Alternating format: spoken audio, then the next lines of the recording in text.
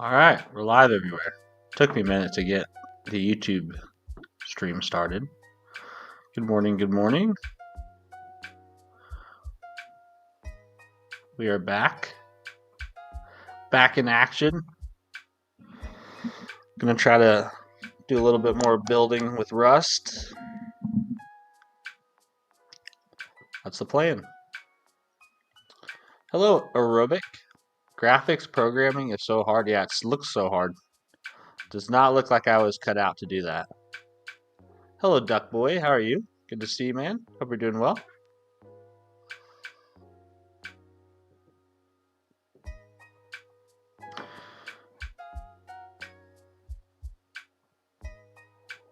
Good morning, Ilmanian. Thanks for holding it down on Twitch per the usual. Good morning, Mark. Good to see you. Wait, you just started the stream? I did. Yeah, the stream just started. It just started. Hello, Ulas. Good morning. Thanks for being a member, man. Doing so well yesterday. I got a cold. Now I'm in good recovery. Dude, that sucks you got a cold, but I'm glad to hear you're on the mend. Colds are the worst. Any kind of illness is the worst, honestly. Being sick just sucks. And you realize when you're sick, you realize how much you take for granted not being sick, you know?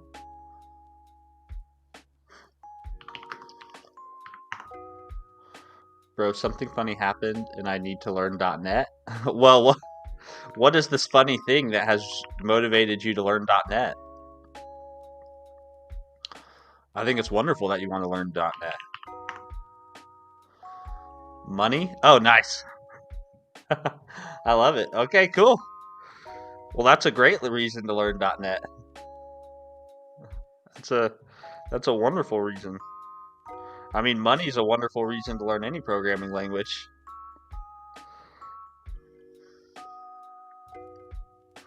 Who doesn't want to make money?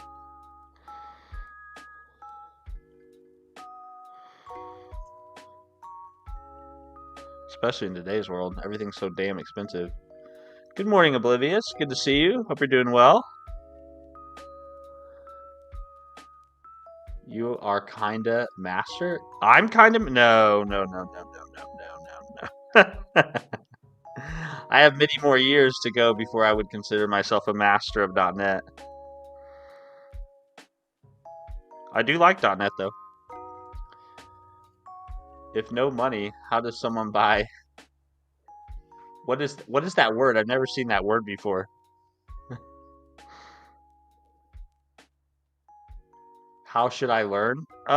This is where I really fall down on my .NET recommendations. I need to find out a better recommendation. I think if you're brand new to C Sharp, the best place is probably to go to Free Code Camp. They have a foundational certification in C Sharp that they did in partnership with Microsoft. That would probably be good for learning the language. As far as like learning the different technologies you can use to build applications, I would probably recommend either Nick Chops' YouTube or Tim Corey's YouTube, or get a subscription to Dom Train. Yeah, I can send the link. Hold on one sec. Sorry, I was peeling this orange and it went everywhere. Hold on one sec. I can hook you up. I can hook you up.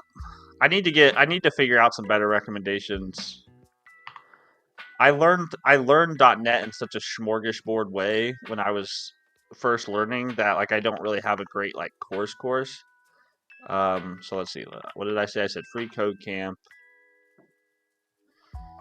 They have a.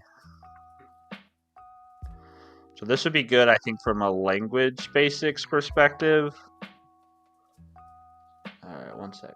Just use Flutter. It's fantastic. let's see, at ULAS. Language basics.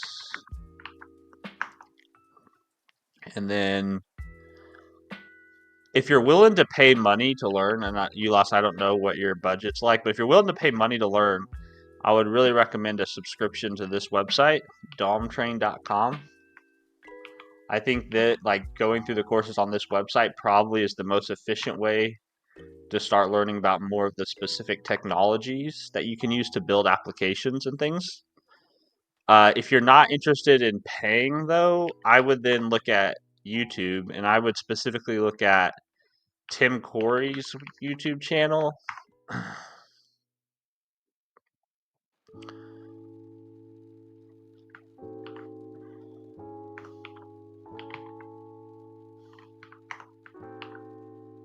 And I would specifically look at Nick. Sorry, guys, I know I'm spamming chat with links. Give me one sec. I just want to.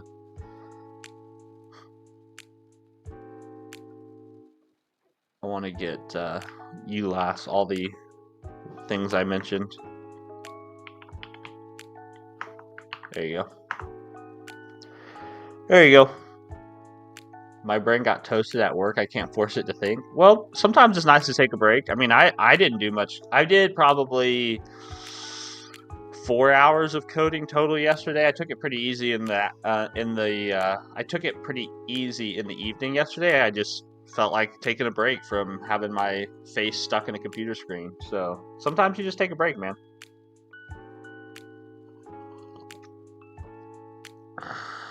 Give your brain time to consolidate the information. ULAS, thanks, bro, for the mentoring. Of course, I don't know how helpful or effective that mentoring was, but that's where I would start. And then, obviously, if you have questions, you can always join the Discord. I'm happy to answer any questions you have. The Japanese triangular food. Okay, I've never heard of this food. Let me try to Google this. Never heard of this food.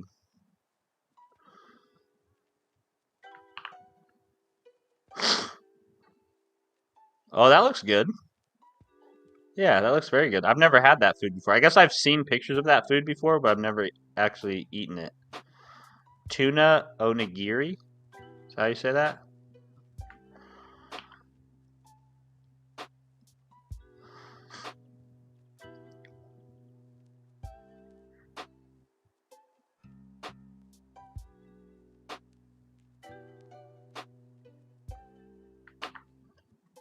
Tuna onigiri. Tuna onigiri. Tuna onigiri.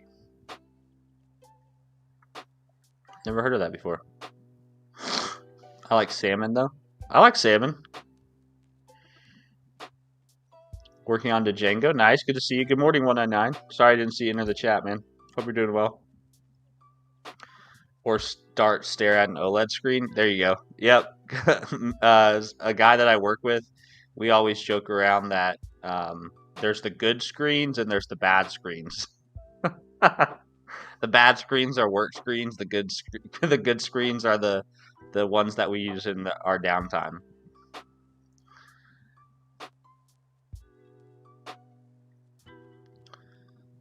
Yeah, exactly. You shape them with your palms. Industrial, they get more a distinct triangular shape. Yeah, I've never had that before. I'd like to try it. I've definitely seen pictures. Let's make onigiri on stream. Oh, that would be a nightmare. I would fail so hard.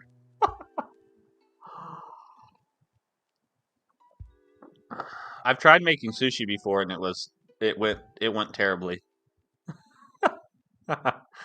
I think part of the issue was the rice, and then part of the issue was I didn't really have one of those rice mats. So I think that was part of it. Cooking video? Yeah, maybe Steven's YouTube channel has a cooking arc in it somewhere. I'm not a big fan of cooking, honestly. I just feel like cooking requires so much effort, and the payoff is not very high.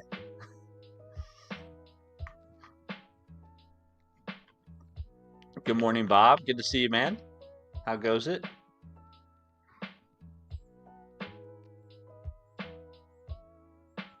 less. I'm willing to pay, but not that. Oh, you're talking about Dom Train. Yeah, Dom Train's kind of pricey. If you don't like Dom Train, you might also try Pluralsight. Pluralsight has a little bit cheaper subscription, and it has a lot of C# content on it.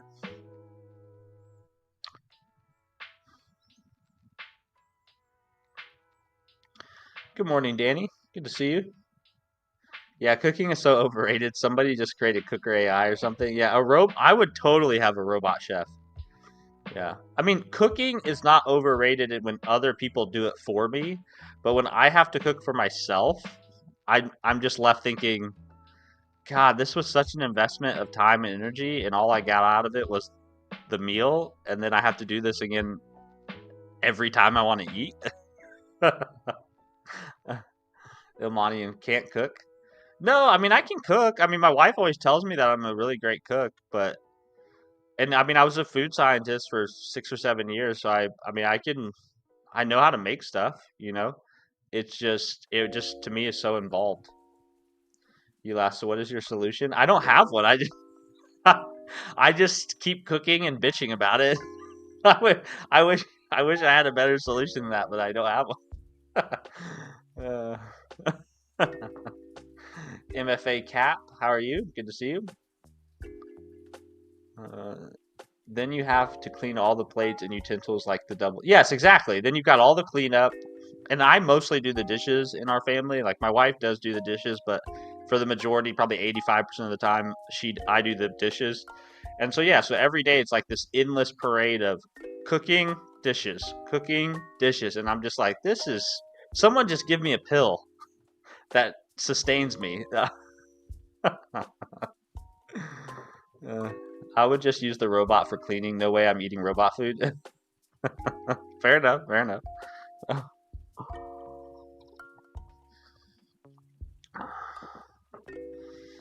Ho ho ho. Ice looks cool, but I hate Rust. Really? You hate Rust? Okay. Well, there's a few people in the chat who like it, and I'm trying it for the first time. I've only been programming in Rust for like a couple weeks now. Um, yes, and Iced is the library we're using for the interface, and so far it's been okay to work with. It's definitely sparse on the documentation, but other than that, it's been pretty fun. Dishes or not, try not to be rusty and code more. Okay. Good morning, Gun. Once I tried to make fried rice, it became a coal, literally. I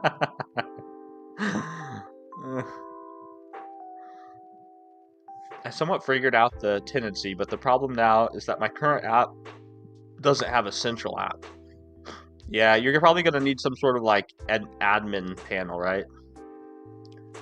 Like an admin site. Do you like it or are you trying to like it? Right now I'm kind of undecided. Yeah, I'm kind of undecided. I think there are things about Rust that I fuck with that like, yeah, that's a good idea. But there are also things with it that I don't quite jive with. But I think I'll be better for having taken the time to learn it. Might try Zig. Yeah, I would like to try Zig too. For me it was between Zig or Rust, and I picked Rust. But maybe I should have picked Zig. Maybe I should have zigged instead of zagging. You laugh. So I know C and C++ should go directly with .NET or should learn C#. I would learn C#. I don't know. Can you write C and C++? Do those work on .NET? I didn't know if they worked on the .NET runtime. The only food I can cook is mac and cheese. Respect, Danny. Respect. Everybody appreciates some good mac and cheese, man. At least where I live. The only food I cook is frozen food. Hey, there's nothing wrong with frozen food. That was such a Zig joke. That's called a dad joke. Ilmani, once you learn Rust, what language you want to learn next? I don't know. I think after we take this stint through Rust, I'd like to take a break from all the just learning new stuff. And I'd really like to build some of the projects that I have planned for 2026. I'd really like to use the the 2.5, 3 hours that I have every morning on stream to actually build projects. Because it's a pretty big chunk of time that I spend streaming every day. And so I have a lot of fun doing the streaming part, but I would also like to mix in a little bit of productivity in there and not just be in a perpetual state of learning something new.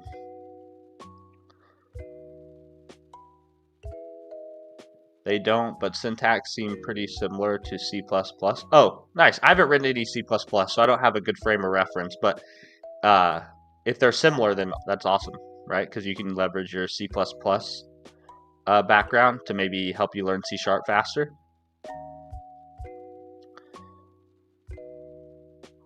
Isn't every syntax close to C++? I don't know. I don't honestly know because I don't know C++. But it seems like there's definitely like programming language family trees. Programming language family trees. Seems like there's definitely like common ancestry.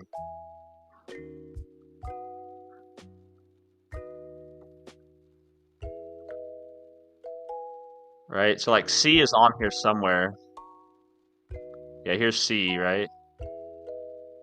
But like there's definitely ancestry that doesn't come from C. So I'm guessing a lot of languages that find their roots in C look similar, but I'm guessing if you're coming off of the Lisp branch or if you're coming from like Fortran or something, I'm guessing the syntax is not as similar. This is also a really cool diagram that I don't know who made it, but this is cool.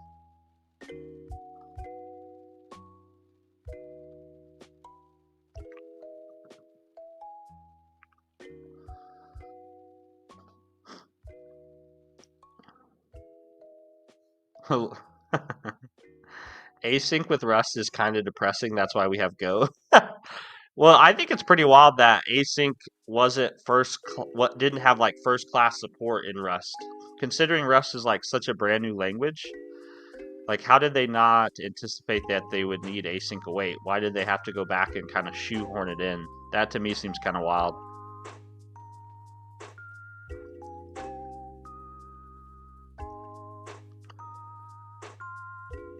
I think learning Zig is rough right now. All the docs and tutorials I found didn't line up with the standard lib. That would be painful. Yeah, lack of documentation makes learning painful.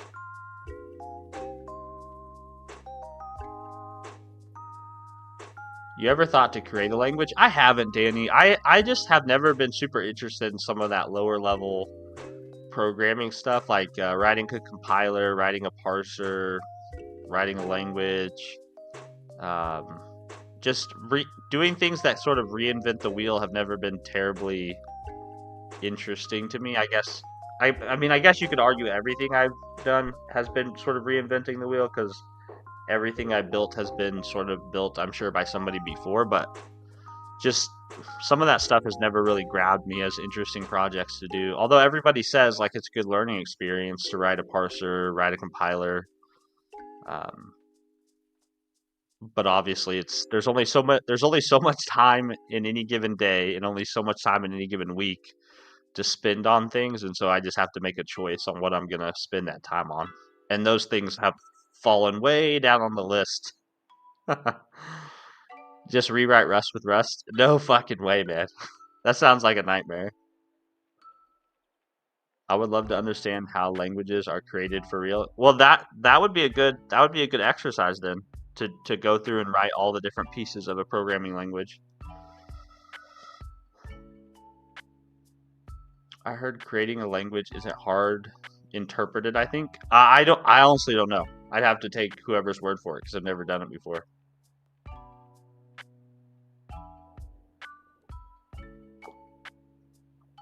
Somebody made Rust without the borrow checker. Well, doesn't that seem like it defeats the purpose then?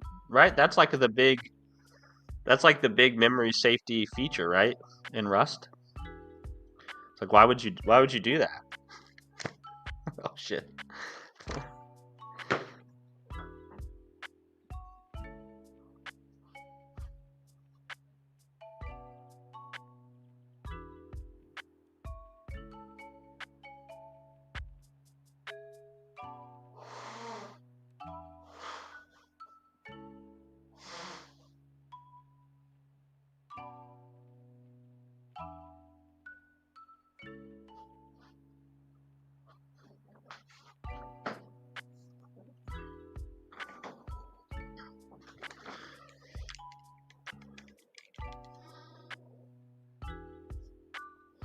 I saw one of PewDiePie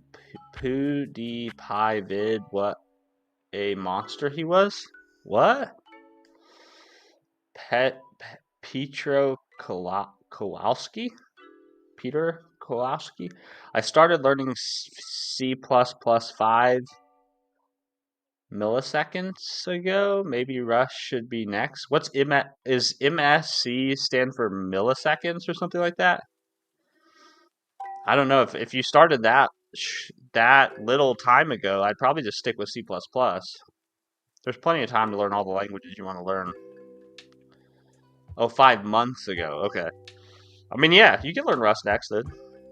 I mean, I would just learn the things you want to learn, right? Or the things that you need to learn to get a job, if that's your ultimate goal.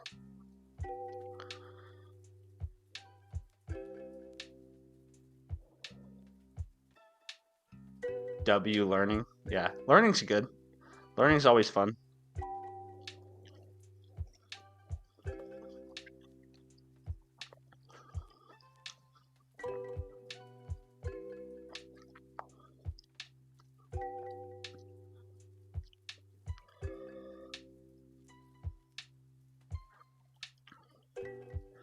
Is there web development in C++? I honestly don't know. I'm guessing there is. Just out of curiosity, are you purposely making the editor cross-platform? I honestly don't know. I don't know how it works with Rust. Can you just build it on different OSs and it just natively be cross-platform, or is there special stuff I have to do to make it cross-platform? I don't even know the answer to that question. I just spent 20 minutes to make a red square rotate around an OpenGL. Nice, dude. Well, now you know how to make a red square spin. So, W. Good morning, Amba. Or good evening. Yes, whichever one it is. Good morning. Good evening. I started learning C# 5 milliseconds ago. Do you think nice personal projects land you a job? I don't know if the personal projects alone land you a job. I think the nice thing about personal projects is you have something that you can speak to, and hopefully you're excited to speak about your personal projects. So if people do ask you about experiences or things you've learned or things you built, you have stuff to point to, right? I think that's very helpful because a lot of times it comes up. I feel like in interviews, people want to ask you about an experience or a problem you solved or how you went about doing something, and I think personal projects give you um, a lot of opportunities to have stories to tell and problems to talk about and um, things that you learned in the process of doing those things. I don't necessarily think so much people are going to care necessarily about the individual projects themselves, unless it's something that's super substantial, like maybe you built something that's gone on to be like a major piece of some part of the programming or developer world. But to me, they're more of talking points more than anything. Energy Star, it just runs on Linux. Nice. Oh, very cool. Nice. Thanks, Bob, for trying it on Linux. I'm guessing it's the way that Ice Library does most things. Very cool. Well, that's awesome that you just get some cross-platformness out of the box. You can do web dev in every language, but it may not be as easy as obvious choices. That makes sense. Good morning, MD. How are you doing? Good to see you. I learned English not from school, but from YouTube. Nice. Good W YouTube. Madi, good to see you. Holding it down on Twitch with Ilmanian. Nice, nice. I learned English from PewDiePie. Very cool. PewDiePie seems like a pretty cool fella. I mean, it seemed like I didn't really ever really like follow his content or watch his channel or stuff, anything like that. At least until recently when he started making those like AI computer GPU videos. I hadn't really ever interacted with his content, but he seems like a nice enough fella.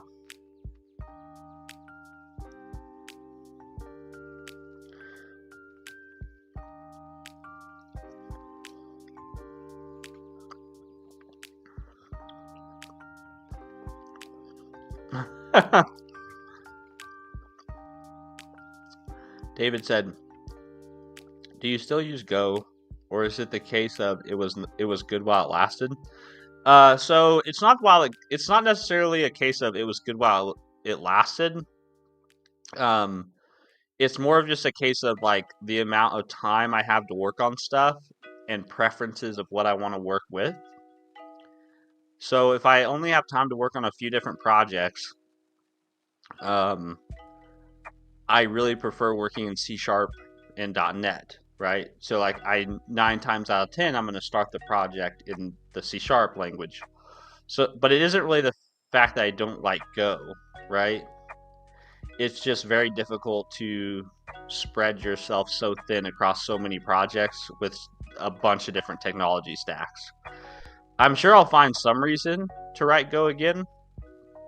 Um, it's not my main, right? It's not, that's what the kids say. It's not my main. I learned English from a fat black woman. Why'd you have to throw the fat in there, man? But I mean, it does sound kind of weird to say, but I'm glad you learned English though, regardless of how you learned it. I would say Go is a really fun language to use and go back to. Yeah, I really enjoyed writing Go and learning Go. So it's not like I'm anti Go. It's just I am pro, or I like C# more. Mark, man, I got my job by storytelling my project and where I reach some struggles and how I managed to answer the problem I'm dealing with those projects. Man, I can edit message. Sorry. No, no worries. No, I think that's what personal projects bring you is like they give you the opportunity to demonstrate competence and um, concern and the ability to be self-directed, and hopefully that excitement that you have about those projects and the experiences you had by building those projects, hopefully that comes through to whoever you're talking to about them, right? And that leads to them being more likely to hire you or want to work with you. David, we should build a Steven clone that writes Go every day. The original can keep writing Rust. Just like, well, if you believe in the multiverse, right, then there are infinite versions of me and infinite realities who are all writing different programming languages every day. So there's already a Steven somewhere in the universe who is only writing Go, and there's a Steven in the universe who's never learned Go.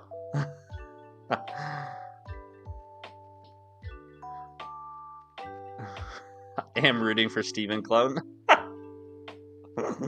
Oh man, I get it. You guys don't want me. You guys just want my clone. I get it. I get it. I understand. RAM prices is not going to go down in the next 5 years, I bet. Yeah, maybe. I honestly don't know. Like, it seems like there's like it seems almost like the companies who are manufacturing this stuff are kind of slow playing their increasing of supply because they don't know how long the demand is going to stick around.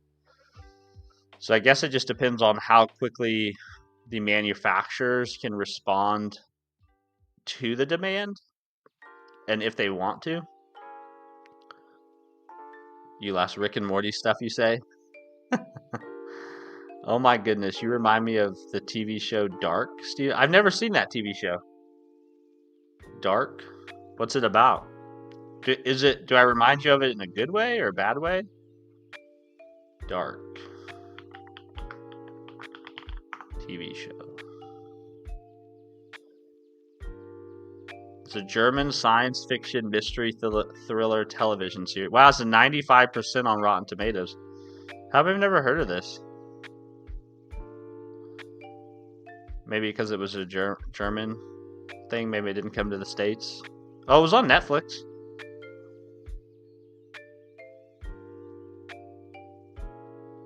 Huh.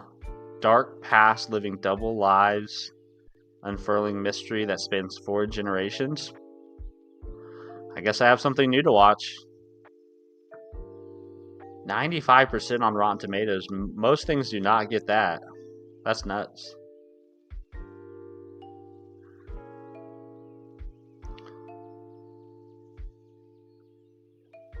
What's this AI bubble people talking about? Danny, are you being facetious? Multiple realities and multiple timelines. Ah, yes. Okay, yeah, for sure. It's crazy, but very nice. Yeah, yeah. I mean, if you believe it, I mean, if you believe that branch of thought thinking, right? There's an infinite number of possibilities. I'd love for the closure of Crucial would come back to bite Micron in the foot, but I have a strong feeling it won't. Yeah, I just don't think consumers wield enough demand in that world for it to really matter.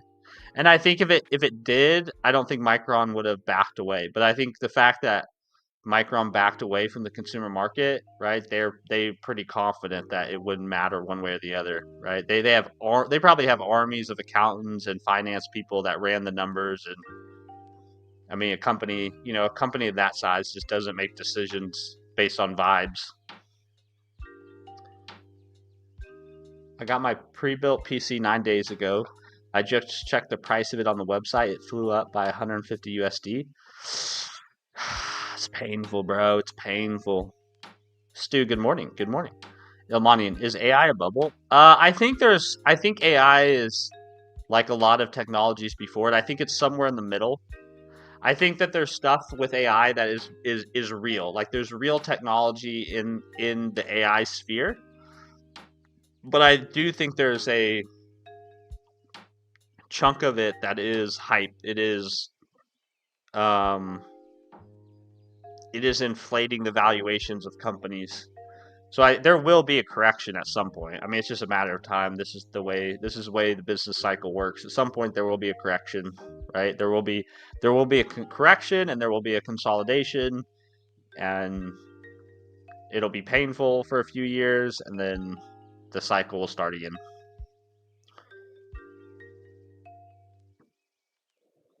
Infinity doesn't exist in reality, does it? It's just a helpful idea to use in mathematics, but it isn't an entity. I don't think maybe I have a strong enough mathematics background to be able to offer a yes no there. I mean, I guess my perception was infinity is a thing, but maybe it's not. I feel like Crucial was just OEM preferred brand. Yeah, I also feel like Crucial was just the most cost effective in a lot of cases. Every time I had shot for RAM, the Crucial brand always came up as like the most cost effective RAM that I could find. So I think that's probably why they were super popular with um, consumers, right? If I had to guess, Kirk, and all those accountants were using ChatGPT. Is that how accounting and finance is done these days? You just upload your spreadsheet to the ChatGPT. Hey, can you take a look at these proprietary secret company financials and make me a recommendation that I can give to my boss? Mark got coffee. I do have coffee, although I'm almost to the end of it. I don't know if I can show this without. Yeah, I'm almost to the end of it, so I'm gonna have to refill the cup at some point. They're racing towards superintelligence and hoping to get there before the bubble bursts. Yeah, so I actually saw. I don't know about you guys, but I see a lot of crazy stuff on my social media. And one of the things I saw yesterday that I thought was just absolutely wild and irresponsible, and I want to get your guys' takes too, like maybe you just disagree with me fundamentally, is. Oh shoot, I guess I'm not logged in. Hold on, give me one sec to log in. I bookmarked this because I wanted to ask you guys what you thought about this. Give me one sec.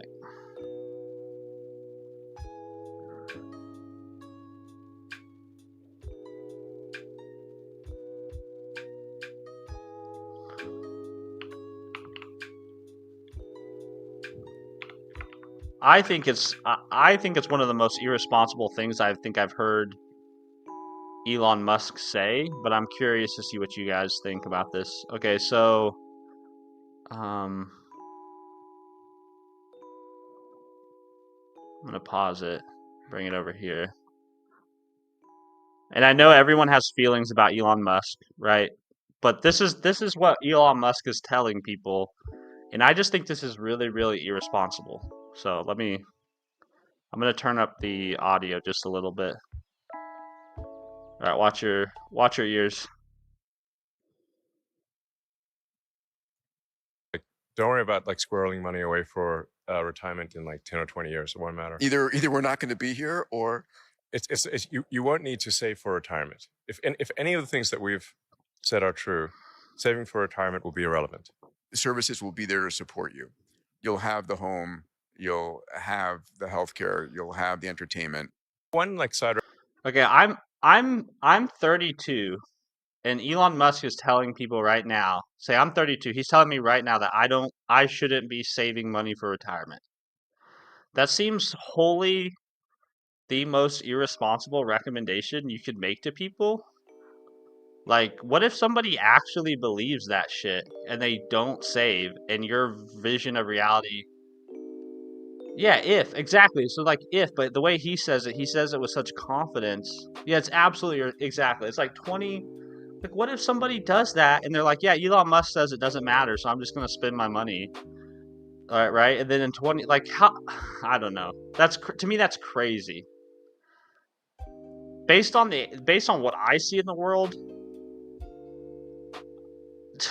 I don't see a future in 20 years where we don't need our own money.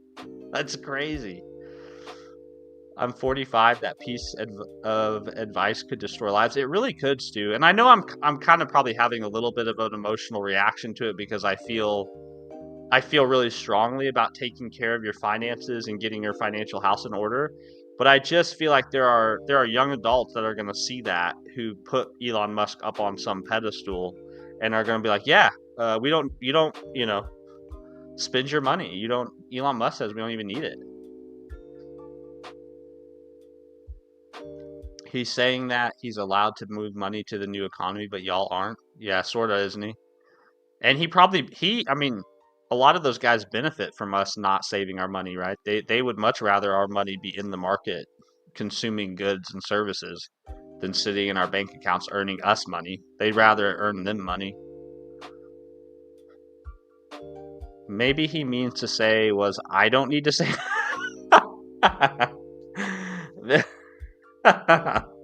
Yeah, maybe that is what he meant. He left out a keyword. He's pretty positive we will be on Mars tomorrow too. So yeah, I don't know. I just think he is arguably a very intelligent, very smart, shrewd, capable businessman, engineer. But just some of the stuff he says, I just don't get it. Absolutely wild take, but I'm not surprised he would say that. Yeah, me neither. But I bookmarked that because I was like, so I've got to show this to somebody else because this seems nuts. Grok is going crazy on X. Well, I heard Grok was getting banned in other countries because people were generating naked images of other people using Grok.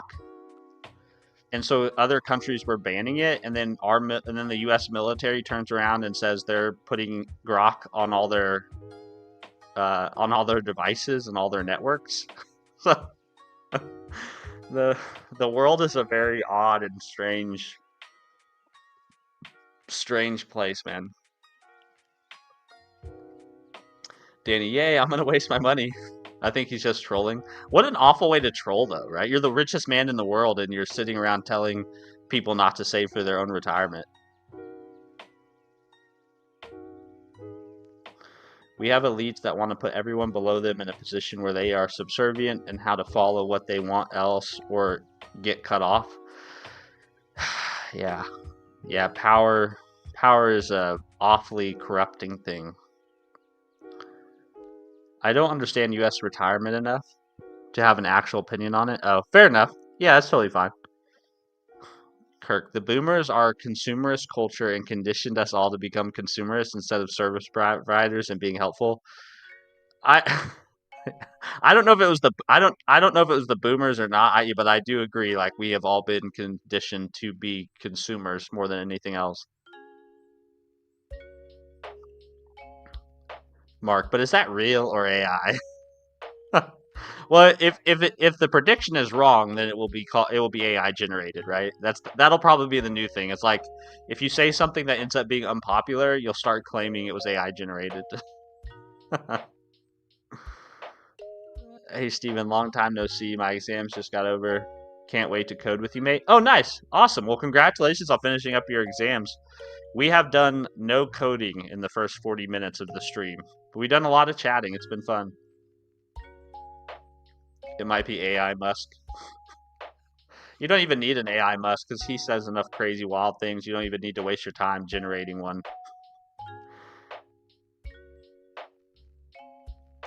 You could dox people with minimal prompts, no jailbreaking, family members included with Grok. That's terrible. I quit Twitter like 3 months ago. I deleted Twitter off all my phones in December. Yeah, to me, Twitter or X, whatever you want to call it, the feed is just a constant feed of tech bros hyping AI, and I'm so burnt out on seeing it. So I just deleted it. And life is better now. Hey, Steven, student here trying to do coding IRL streams like you. Any suggestions? Yeah, just start, man. If you want to make content, the thing is just to start. And the reason why that's important is because the first time you stream, the first videos you make, like nobody's gonna probably be there or watch them, so it really doesn't matter. The first few times you do it, it doesn't matter. Like you're just trying to figure it out and learn, and so there's nothing to lose by starting, and there's everything to gain by starting. So if it was me, I would just sit down today, find an hour or two in your day, turn the camera on, and go. And just get comfortable with being on camera, talking out loud to yourself, right? Because like I know like you guys are in chat right now, but I'm sitting in a room in my house just talking. There's nobody here. You know what I mean? So getting used to that whole vibe is a thing. So if it was me and I wanted to start streaming, I would just start today and stumble through it and work through all the growing pains and be consistent, keep showing up in the same place, the same time every day, and hopefully some people find their way to you. I don't think it's the boomers, it's some of the boomers. Well, I'm sure it's some of all of us, of all the generations. I mean, it's always easy to label people based on the generation they come from, but the same type of people exist in all generations. Humanity is just the same play again and again and again. I got off LinkedIn because the job market is abysmal and people give the worst advice on there. Yeah, LinkedIn is the most cringe social media, but that's honestly the thing is though, like LinkedIn is where the professional world has decided that's the place we're going to be. So we're sort of stuck with it. Yeah. LinkedIn is full of middle management types self-flating their willies raw. Oh my goodness. I mean, that's one way to describe it. There's a feature on X that let you edit with AI. I think that's disrespectful to artists. Yeah, I don't necessarily think using AI is disrespectful to artists. I think using AI and thinking that you can replace artists is disrespectful to artists, right? I think that's the same thing with programming and coding. Is like, I think using AI to write code or build programs is totally fine. It's when you then make the jump from that to, well, let's just get rid of all software engineers, that I think is problematic.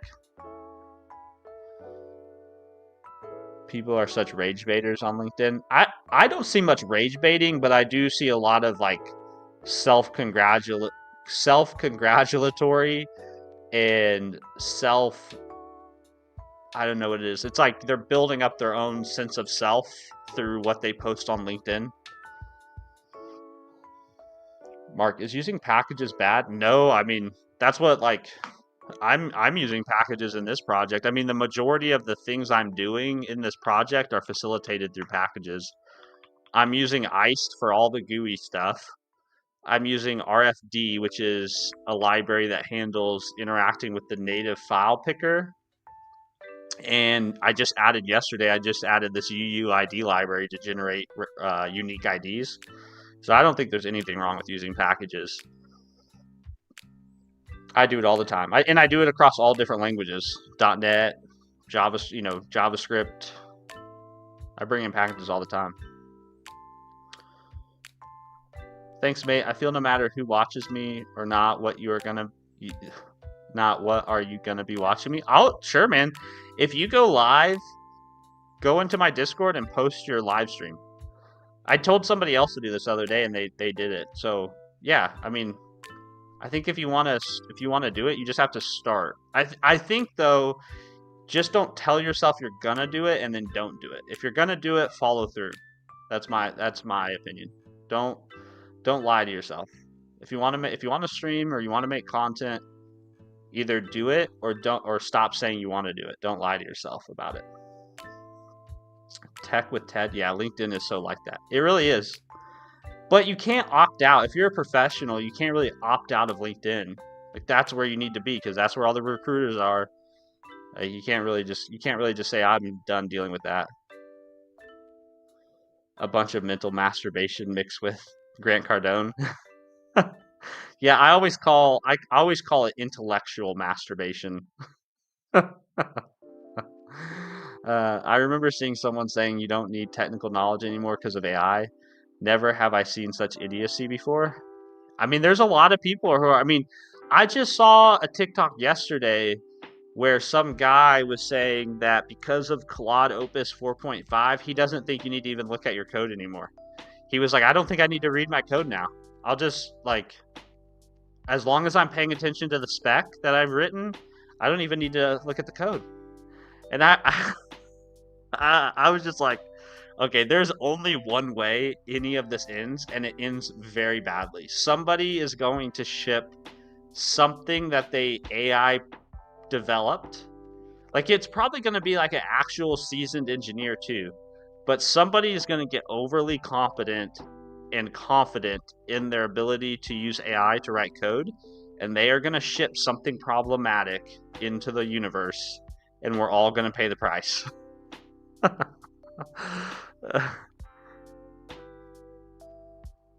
Neutral port, agreed. I think we are going to start seeing the fallout of poor AI usage in software development more and more. Yeah, I guess. I mean, only time will tell. But yeah, I just aerobic isn't iced a framework? Yeah. So I think iced is a GUI library. There was a few different GUI libraries that I looked at when I was trying to figure out how I would build a Rust application. And that's sort of what it. I don't even know if it's really a framework though. It's more like a library, I think, right? It's more like React, less like Rust, or sorry, more like React, less like Next, right? It just gives you kind of a common way to build GUIs.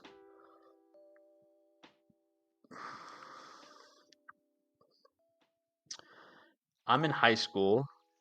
I'm forced to do a training where after completing it, I get a national certificate for digital animation. The problem is I do not want that shit. I'm more of a programmer. Well, at least if you have to do it, you might as well embrace it, right? If it's compulsory, you might as well get the most out of it you can. They said I can use that certificate to get a job before I go to / during college, but what coding jobs do you think I can get? I honestly don't know what coding jobs you can get with digital animation, but it would be a skill, right? I mean, it's never hurts to have more skills in your pocket. I heard a guy in Oregon say, "Oh, I don't do LinkedIn. What an incredible world that man lives in." Yeah, I don't know how you would opt out of doing LinkedIn if you want to be in the job market. Seems like that's like a necessary place to be.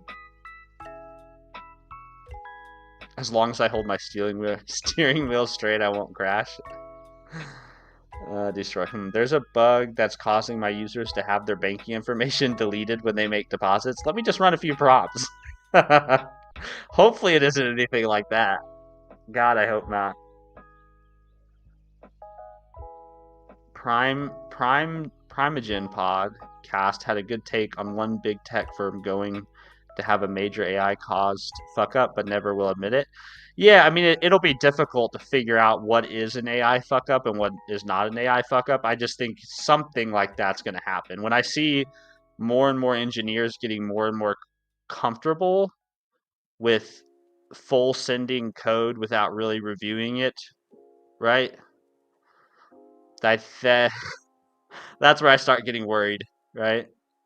I mean, I'm sure there's a little bit of that goes on today. You know, coworker opens up a big 60 file PR. People probably just looks good to me, you know, but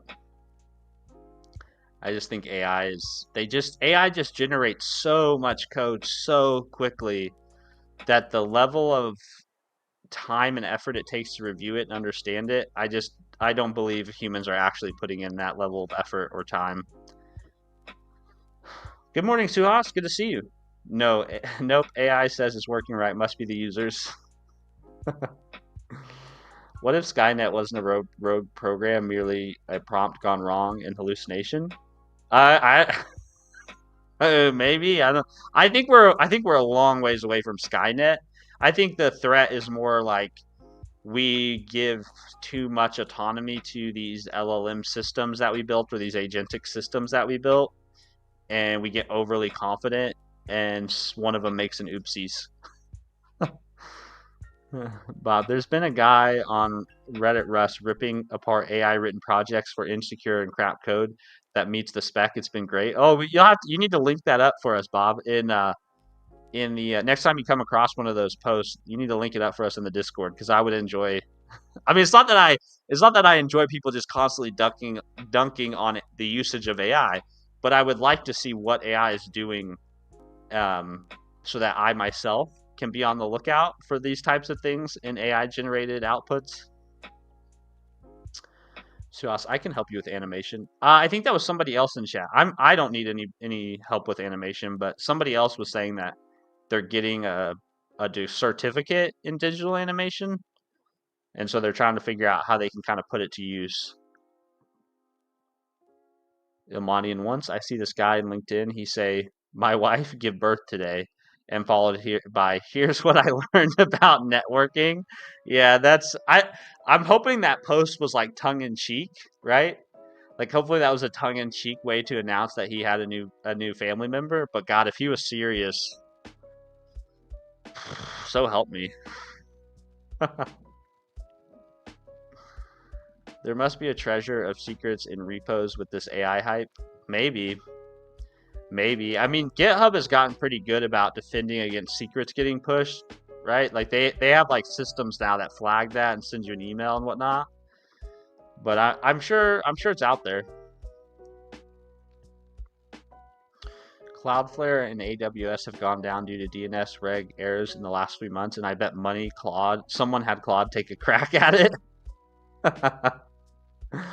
Maybe that's where the unwrap came from, right? The unwrap heard round the world. Maybe it was Claude code that stuck it in there. Destroy. No, we just review it with another AI. Dude, Destroy, you have no idea how many times somebody has responded to me with that exact answer when I point out an AI's limitations. They're like, well, we'll just have another AI do the review, or we'll have another AI verify the other AI. I'm like, wait, guys, wait. The problem with these systems is that the reliability will never go to 100%, no matter what you do. And your answer to that is you want to try to use another version of the same not ever going to be reliable technology to verify the not ever going to be. We are so pilled right now.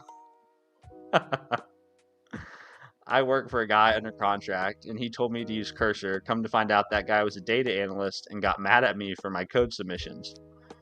Nice. Nothing like a data analyst telling a software engineer how to do their job. CV, do you think I should make an evil AI? No, do not make an evil AI. We do not need more AIs, let alone evil AIs. I still kind of somewhat like cringe at the term AI because it's not AI, right? It's like we're talking about LLMs. When all of us talk about AI, all we're doing is we're talking about LLMs, you know? And people now are talking about agentic AI, which is not, again, agentic AI is just clever software engineering, clever prompting, and an LLM.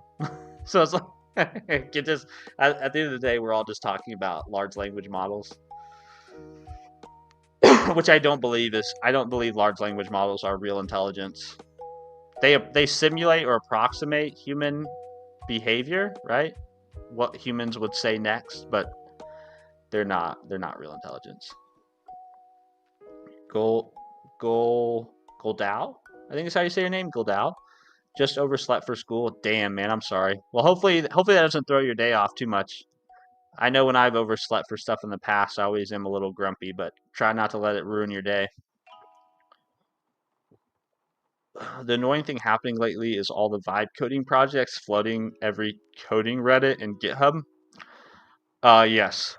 Everyone has a vibe coded thing they built, which is fine, right? Which is fine. It's just I think it goes back to I think it goes back to like running around with a solution and looking for a problem, right? Because like basically everyone's trying to convince us that now that the cost of generating code has gone essentially to zero, we can now generate so much more software. And it's like, okay, well, that's great. Does the world actually need that much more software? And to me, the answer is I don't think so, because I still haven't seen evidence that there is a bunch of new software in the world that's making everyone's lives better. So I'm suspicious of that claim. You know, like I think a lot of this code is going to be generated and it's just going to age and die and rust. and you know, it's like they're like fun toy projects, right? Which there's nothing wrong with a toy project. It's just like we don't need everybody recreating their own version of Slack. Ilmanian, I don't hate AI, but people think it's going to replace people's jobs. I hate those type of people. Yeah. So as far as job replacements, I don't think that AI will replace people's jobs. What I think is going to happen is I think companies have spent so much money on AI that those companies, specifically the CFOs and the accountants and the finance people, are going to look at these line item expenses for AI tools like Cursor, like ChatGPT licenses. What else? What other tools? Like these AI code review tools. They're going to look at the spend on these things, and CFOs and finance people and accountants are going to want to have some way to justify those expenses, particularly when you talk about public companies that have to report earnings to stakeholders and have to disclose all this financial information. And the way they're going to do it is they're going to do it through cost savings on headcount. Like I think that's what's going to end up happening. And so whether companies say that they're laying people off because of AI or not, I think that's inevitably what's going to happen, because I don't think companies are going to use AI to innovate and drive large increases in revenue. So I think they're going to have to make up for those efficiency gains on headcount. So it's like an indirect replacement. It's like not that AI can actually replace people, but that because of business needs, we have to justify spending money on AI technologies, and the best way to do that is by reducing cost in human headcount. That's my thought process of how that's all going to play out. Suas, what you think about modern coding, like AI enhanced coding, not vibe coding? Is there any place to learn that? Oh, for sure. Yeah, for sure. I don't think there's anything. If you like to do agentic development, go for it, man. Like everyone's entitled to live their life the way they want to. So if that really is fun for you and you're really enjoying that, go for it. It's just not my thing personally. Someone on LinkedIn posted how this was his third startup failing this year. The 3 posts after that were glorifying AI. Nice. People should understand AI is a free friggin' tool. Yeah, AI is definitely a tool. You make money by solving problems, not injecting AI where it should not be. I don't know, man. People are making a lot of money from shoving AI into everything. I guess I just have too much of a conscience, or too much of a bullshit detector. I don't know. I can't get on board with it. I know there's money to be made by just shoving AI into everything, but I can't get on board with it. AI was a smokescreen for headcount reduction. I think it will, but I don't know if it's really that companies set out with that goal in mind. Like, I'm sure there was companies who set out with the intention of like, we're going to implement AI and that's going to drive our output up and that's going to allow us to be more innovative and going to make more products and sell more things, make more money. But I just don't think the world is that, I don't think it's that easy, right? I don't think just generating more shit leads to better outcomes. And so I think then businesses are going to be forced to have to justify those investments in AI in other ways. And I think the easiest way to do it is just by cutting costs. Bob, I posted one of those Reddit threads in coding. Did you really? Thank you very much, Bob. I can't wait to do some after stream reading. This should be fun.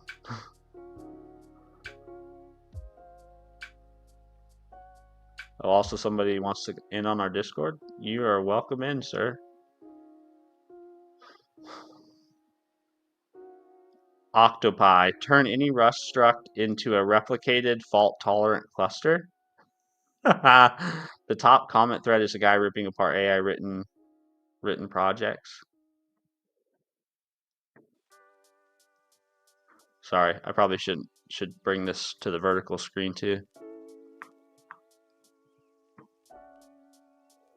Okay, so this is somebody's code, and then where's a Roadrunner Chris. Oh my god, all this vibe coded slop is really pissing me off. You did a great job of getting rid of all of your code slop documents, but the code doesn't lie. It is 100% slop. It has multiple massive security vulnerabilities. If anyone is reading this, do not use this library. Full breakdown tomorrow. TLS is intentionally insecure.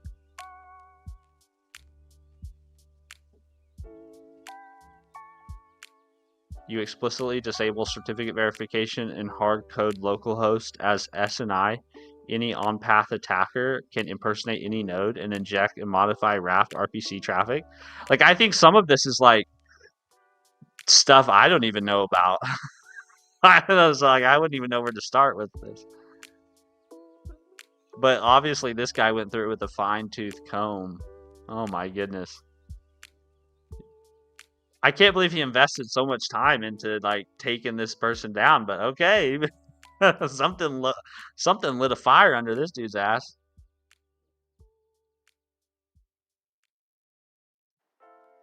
Could you point out the security vulnerabilities?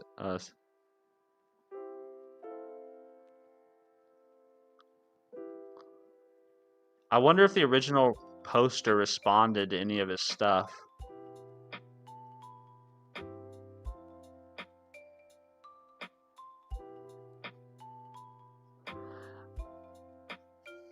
I do think obviously I'll have to take way more time to read what that guy said than what I want to give it right now, but as since there are people here that do a lot of programming and coding, do you guys worry that other people will be able to fool you at times with their abilities by using AI? Like they'll be able to show you code or send you code or open up PRs with code that looks like something that a seasoned programmer would have written, but this person actually has no idea what the fuck they're doing.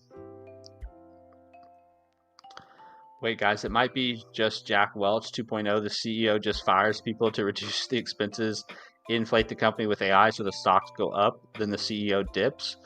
Yeah. I mean, I think that story plays out a lot of times in public markets, right? They're even AI and screen protector. Nice. Well, you gotta do what you gotta do to sell those screen protectors. Do you think it's possible to make apps with AI which are actually production really with good quality? You are a quality engineer, so I think it's possible, but you got to know what you're doing, right? Like, which then is that's the chicken or the egg thing, where it's like, okay, in order to leverage these AI tools effectively, you need to be a good engineer, right? And so then, but the AI tools are supposed to replace engineers, so it's like, so where are you going to get the good engineers if you replace engineers? it's this chicken or the egg story. Random question. I'm making an Aspire application. I'm getting ready to launch in a few weeks. Do you think I should self-host until it gets too big to do so and then migrate? I would, Parker, if it was me. I mean, I would if I was launching a project and I didn't know how much money I was going to make off that project, I would be very hesitant to sign up for any costs associated with it. I'd much rather the application just die and shit the bed from load than pay a huge ass bill from one of the cloud providers. But that's me. I mean, I'm super risk adverse when it comes to financial things. Like I'm not trying to wreck any of my own personal financial plans for some side project that I've been working on. So that's I would self-host most things until they had enough load to warrant being in a cloud infrastructure. Because the benefit of being in a cloud space oftentimes is for scalability reasons, in my opinion. So that's the way I would approach it. AI is bad at writing entire projects, but AI is not nothing. I think people should use it, but we should have standards and how to use it in a proper structure to make it actually good. I think that's a sensible take. Anyone who started their career post 2023, I do not trust to be competent with coding, unfortunately. So you're suspicious of anybody who may be using ChatGPT or some AI tool. I like that. Seems like a good rule of thumb. Bob, the reason he went so hard is because the OP was like there aren't any vulnerabilities, and the code scanner said it was fine. Ugh. Yeah, well, you're gonna get lit up then on Reddit. AI in hands of an experienced person is fine. AI on its own is the issue. Yes, exactly. But that's where it's like it doesn't make sense then, because it's like, well, how are you going to have experienced people to use the AI if you're getting rid of the people or avoiding hiring people because of the AI, right? Like, I think there's this really big contention between like, well, these tools are really useful in the hands of a seasoned engineer, but we're telling people not to learn to code anymore or to build their own projects to use AI. So how are those people supposed to get seasoned or experienced, right? It's like, it doesn't make sense to me. Justin Martinez, good morning, party people. AWS free tier is sometimes a good option as well. There you go. So I haven't used AWS at all. So if there is a free tier over at AWS, go for it. My last experience with AWS was a $200 bill for something I left running and didn't realize I had left it running. Akamaja, hello Akamaja, good morning. Thanks for being a member, man. Good to see you. Hey chat, Steve. Been away for a bit. Had 3 early morning production deployments this week. Yeesh. Well, that's no fun. But hopefully those deployments are over. Parker, copy that. I have a couple customers lined up, but I'd love help stress testing. Yeah, I would. Yeah, I would do it in a self-hosted space myself. I just don't want to run up a bill. Keywords sometimes. Yeah. Me with a really expensive project plan this year, but also part hobby. Yeah, I'm not going to spend a bunch of money on a hobby project. I'm just not going to do it. Hey, Ilmanian, you found your way over to YouTube. You left the Twitch behind, huh?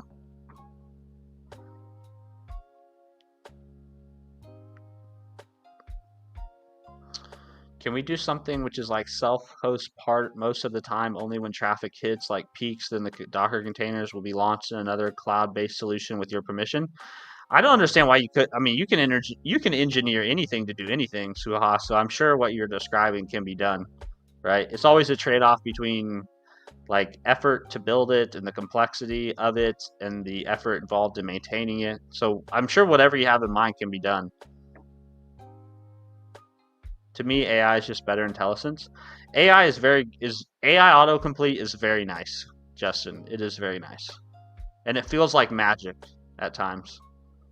You use AI to kill the junior dev. Once all the senior developers run out, you scream in pain. How to act like big companies. That's the part right now that I can't rationalize with. You have all these companies basically saying we no longer hire junior devs. right? But then at the same time, you have the same company saying we only let our seasoned and experienced developers use AI because they are seasoned and experienced developers. So what happens in 5 years or 10 years? Like, you're just not going to have any seasoned or experienced developers to orchestrate your AI systems? I don't know. Doesn't make sense to me.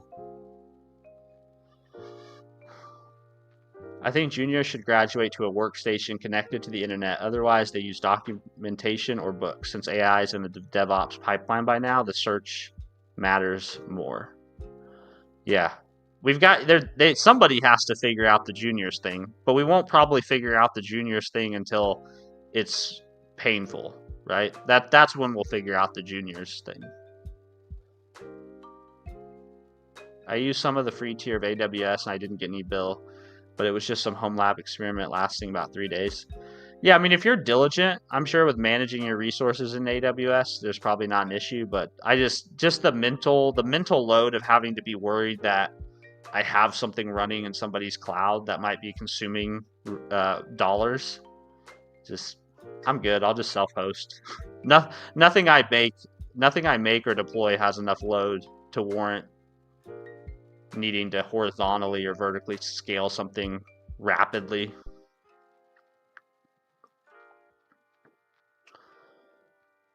Also, AI is good in large code bases where you can ask it to generate documentation explaining the app, and as a dev, it's good practice to go and verify and rebuild the documentation with more accurate description. So I agree, Justin, but I think the one thing that I'll just play devil's advocate is with that is I think that human beings are typically looking for the path of least. They're looking for the path of most convenience, right, or least resistance, and so I think what inevitably happens is as engineers get more comfortable and more confident in AI and they use it more and more, the likelihood that people are going to take the next step and actually go and do what you said there, which is verify and rebuild or verify and review. I think we're going to reach a tipping point where we just stop doing that, where engineers stop. They're like, hey, well, it looks good and it was good the last 9 times. So, hey, just, send it. And nobody else is going to check up on it, right? They're just going to be like, oh yeah, our engineer reviewed it. And I just don't think it's going to happen. I think eventually that's going to come to a head at some point. Like at some point, somebody's going to make an oopsie daisy, and we're going to have to deal with the fact that like AI generated code is bottlenecked by what a human is willing to review and approve. Because like I hear engineers at the company I work for complain when people open large PRs. Our engineer, the AI, exactly. Like I hear our engineers complain about large PRs.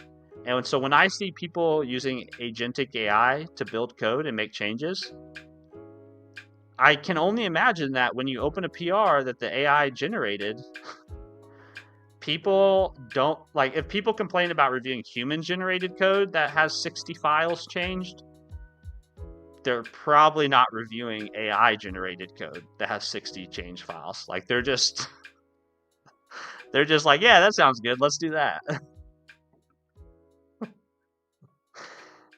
But I don't know, maybe I'm too pessimistic. Maybe I don't know, maybe I don't know what I'm talking about. All I know is I'm going to continue to try to get better as an engineer. I'm going to try to stay aware of what's going on in the AI sphere, but I'm not going to let it, I'm not turning over my skills to it yet. I'm not going to do it. All right, I'm going to go get some coffee, and then I'm going to come back and actually try to write some Rust code. BRB.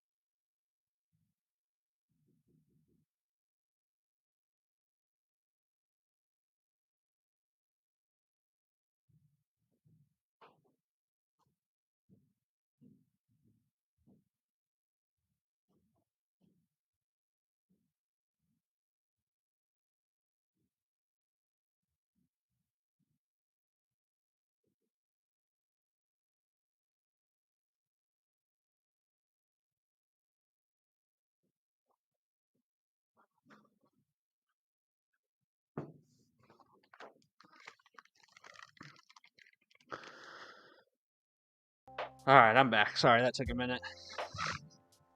What did I miss? Is that long to get coffee? It is long to get coffee. Sorry about that. I kind of got distracted. But I'm back. Where is he? Yeah, getting coffee. Well, I don't just like, I don't have like a percolator. Like I pull a shot of espresso. And the problem is that sometimes I have to spend a little bit of time dialing in the espresso machine. And so that's what took longer this time. My first shot was like over extracted really bad. So I had to make some adjustments. So apologies for the long coffee time. Steam. Let's see, Steam and turn on your microphone. What's up, Mr. Coffee Man? What's up, Cyberlanka? How are you? Good to see you, man. Can't hear you, man. You can't hear me. I'm not muted anymore. Huh. There's an inside joke at my company that when I say I'm going to get coffee, because I take a long time. Oh, nice. I love it. Suas is trying to prank you. Nice. Okay. You had me questioning reality there for a second. I was like, I swear I unmuted myself.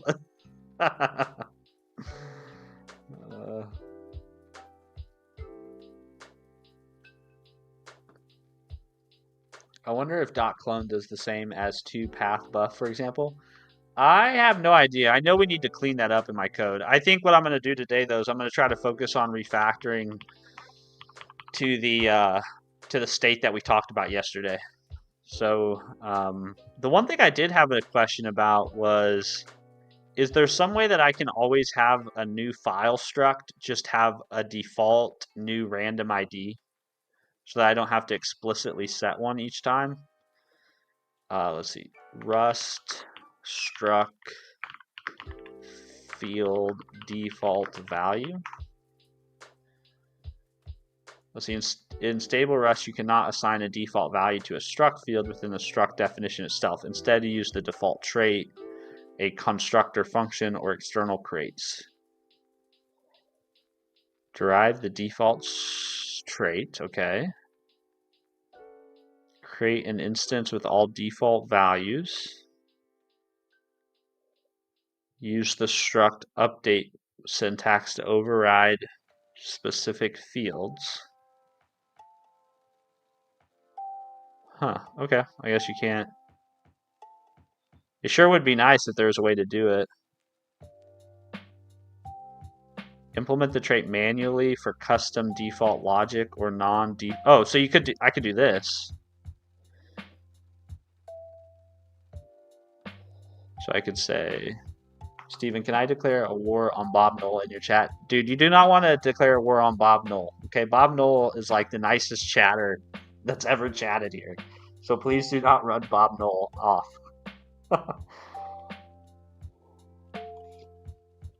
Hi, Steven. How's the Rust learning going? Good, good. Yeah, we spent most of the morning chatting, but now we're going to try to actually do some actual coding. So we're going to do derive default. And then I have to implement this myself. So I say implement default for file, which is a function called default that returns itself. Okay. And then I want to return a new file that has its ID value already set to UUID new v4.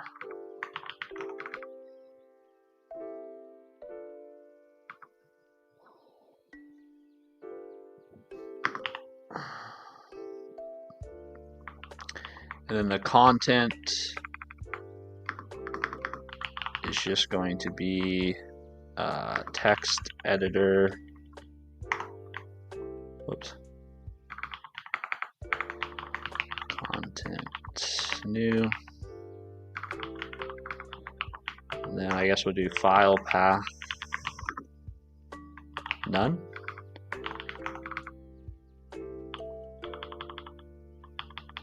Why is this complaining? First implementation here. I don't know what that means. Conflicting implementations of trait default for type file. Conflicting implementation for... Oh. There we go.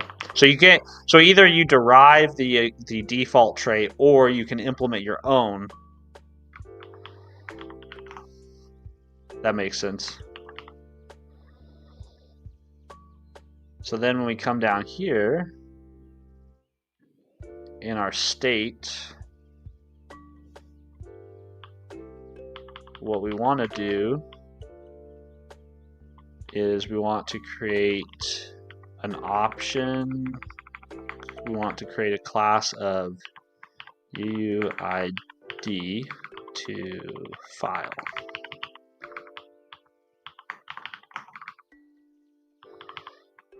And then for inserting, the first thing we want to insert is we actually want to insert a brand new file. So we'll just say let default file equals file default. And then we can insert default file.id to default file. Like this. All right. I think that works. And so then now we need to go and so why not instead of doing so what's the benefit? I guess I want to hear from you guys that write Rust. What's the benefit of implementing the default trait versus just using something like file new? Right? Like what file default, right? What's the benefit of using these two, or the difference? Is there really a difference? See you, Suas. Have a good day, man. Palados. This is immutable, right? Yes. In Rust, everything is immutable by default. You have to explicitly opt into immutability. I just didn't want to lose another few minutes of stream while Steven messed with mic settings. Well, Suas had me fooled there for a little bit. I really did think I was muted. Sean Deb, the Rust ownership thing is very confusing for me personally. Yes, me as well, Sean, but I'm determined to overcome that confusing part. I'm going to understand ownership in Rust. I'm going to write a blog post. I'm going to make a YouTube video. Until I can explain it to my wife, I'm going to keep studying ownership in Rust. The way Rust's defaults are, I have a strong feeling default just has some extra functionality on top of it. Okay, interesting. All right, well, we'll leverage it for now until explain it to us too. Yeah, I will. I'll use you guys as my guinea pig for sure. Parker, default takes no parameters and gives you a boilerplate. New takes params. Okay. If you implement default, you can call default to instantiate it, and you have to implement it if it's a field of another strict that wants to implement default. Okay. Any advice in writing code comments both for personal and group? So hold on, before I answer your question, always wasted. Going back to what Bob was saying. So Bob, you're telling me so basically the benefit there is then I can do something like this where I can say, file, and I can say like maybe I want to override the ID, and then I can also call default like that. That's what you're kind of saying is like that's the benefit there in a way. And then to your point, if something else wants to use it, okay. All right, that's good to know. As far as advice in writing code comments, always wasted. My approach personally, I don't know if this is right. Okay, so don't like take this to some senior developer and be like, this guy on the internet said this about code comments. This is just how I personally approach code comments. I will typically have a lot of comments during the initial implementation of something. And the comments are there because it's basically me trying to think through the problem, right? Almost like pseudocode. But after I get things implemented and I have the code functioning or organized in the way I like it and want it to work, then my goal is usually to try to refactor the code in a way that those comments or those things that I littered throughout the code are no longer necessary, right? And sometimes comments are necessary. I'm not saying comments aren't necessary. I'm just saying if I can refactor the code in a way where the intent is explicit enough without the comments, that's what I aim for. That's my personal approach to it myself. The streaming while learning to code is a pretty good idea. Yeah, for sure. I've enjoyed it a lot. It's definitely been made the process of learning new things more fun and less lonely. Steven, I think you should get your wife ADHD hyperfixator on coding. I don't know if she'd do coding, but I think she would be a good engineer because she can hyperfixate and she is very I don't know if she'd want to be a software engineer, but just some sort of engineer because she is very curious by nature and always wants to understand. Maybe even a scientist would fit her. Like I know in her head she doesn't think of herself as that, but when I interact with her like over the last 17 years of being together, the way she thinks about the world and the way she asks questions and she would be very good at some type of job that allows her to deconstruct things and understand them and then build them back up. But in her mind, she doesn't think of herself like an engineer or like a scientist. Those are not words that she's ever used or self-identified with. But I think she would be very good at it. Good morning, Born to Shine. Good to see you. Thanks for being a member, man. Gustian Usamba, what project are you working on with Rust? So we're trying to build a replacement for Notepad. Is what we're trying to build. We're trying to build a native desktop app, and then at the same time, we're also learning Rust. So we're sort of like doing a little bit of learning by doing. Good morning, Uncle Pee Wee. Thanks for holding it down on Twitch over there for us. Chat equals real life rubber ducky. Well, chat's even better than a real life rubber ducky because there are times like yesterday where I was thinking out loud about how to solve the tab state problem, and chat actually does better than rubber duck because I can ask questions or explain my ideas and chat will actually tell me why I'm wrong or what's a better option. So so having chat to talk to is even better than a rubber duck. See you, Elmanian. Thanks for hanging out on Twitch and YouTube today, man. Appreciate you. I love self-identifying as an idiot. It works lovely with people. Y'all been together since you were 15? Yeah. I met my wife. I was 15 and she was 17.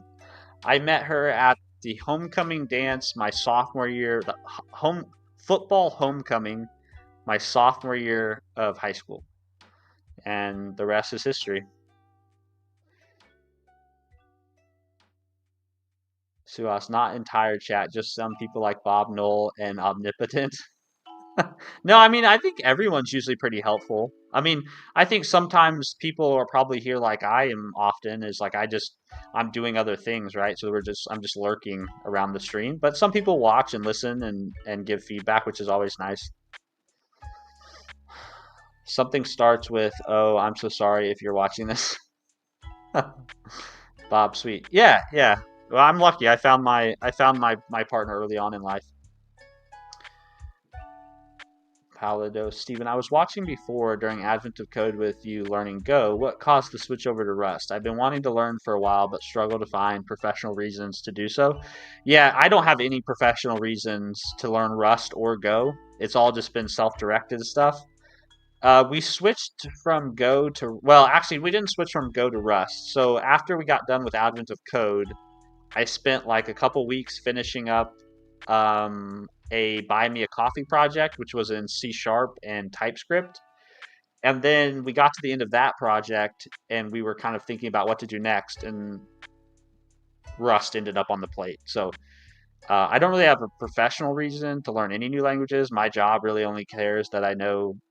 I mean, I don't think my I think my job only really cares that I know C# and TypeScript, and obviously like the basic web tech, JavaScript, HTML, CSS. So I don't really have a professional reason to do it. I just do it because I think it'll make me a better engineer in the long run. So getting more exposure to different technologies and different approaches to solving different problems or the same problem, I just think it'll make me better in the long run. So that's why I spend time on it.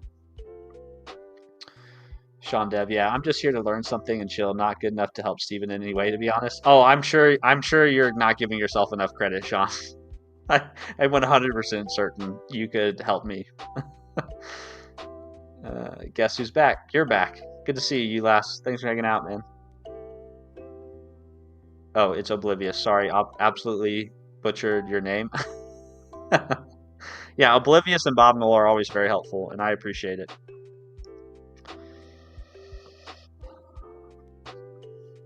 There's lots of smart folks in the chat. I think everyone here is smart, right? We're all geniuses in our own unique way.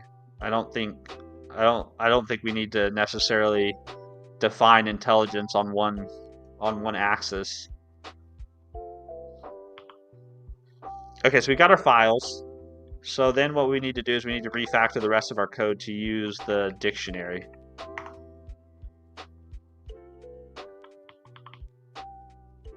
So this is our save method. And so then what we need to do...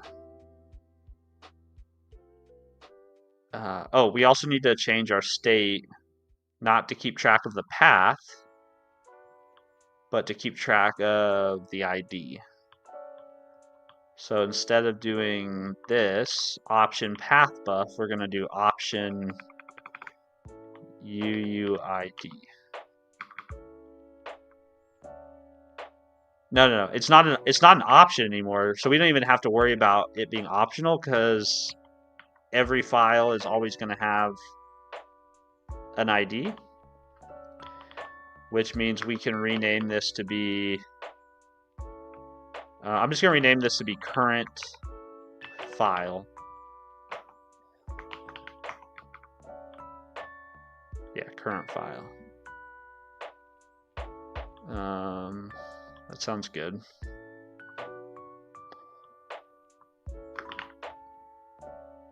Hold on, before I do that, actually that was a bad idea, wasn't it?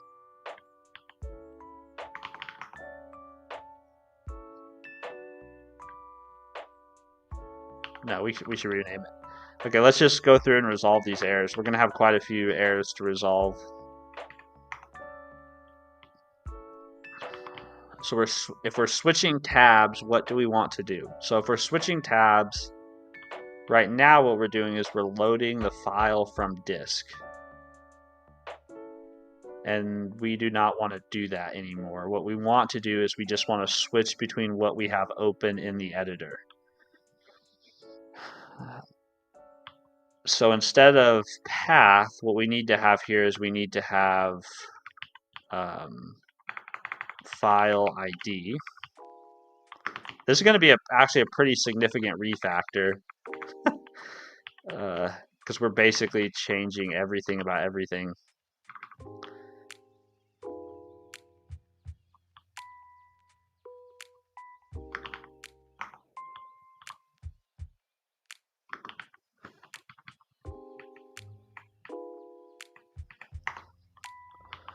Okay, so then instead of setting the current file and the content like that, what we're going to do is we're going to get the file from the state.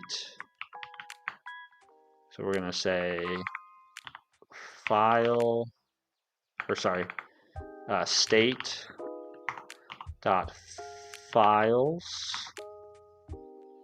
dot. How do I get something out of here? Get file ID.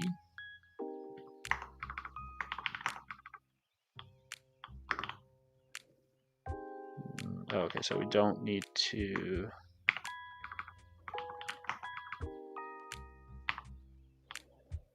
And then we'll set the content of the editor, and we'll set the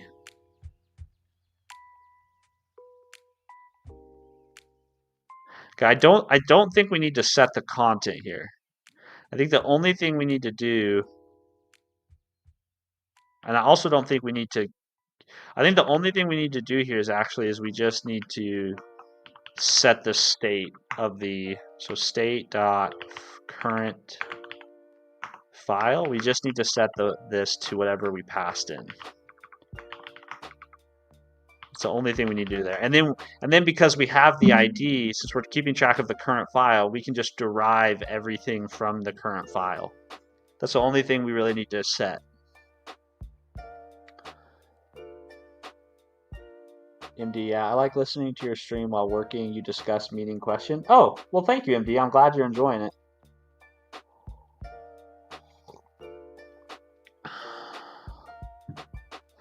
LOL, so wholesome.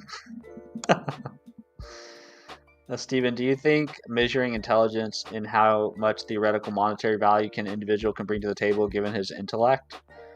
I don't know about that. That seems like you could not be measuring all forms of intelligence if you're just measuring it based on how much money someone can earn. Gushin, have you ever felt that the deeper you study, the more dumb you feel because there are so many concepts in software engineering, it's almost impossible to learn all the concepts to get the first job? Yeah, I don't think you can. I think there's too much human knowledge today to put the expectation on yourself that you're going to learn everything. Like that's not a realistic expectation. And anybody who has that expectation of you is not somebody who probably you want to work with because they're not being intellectually honest about the reality of the universe. There's just too much information. There's just too much. I don't necessarily feel dumber the more I learn. I think I feel like, have you guys seen those graphs of I think it's let me see dummy to Jedi graph.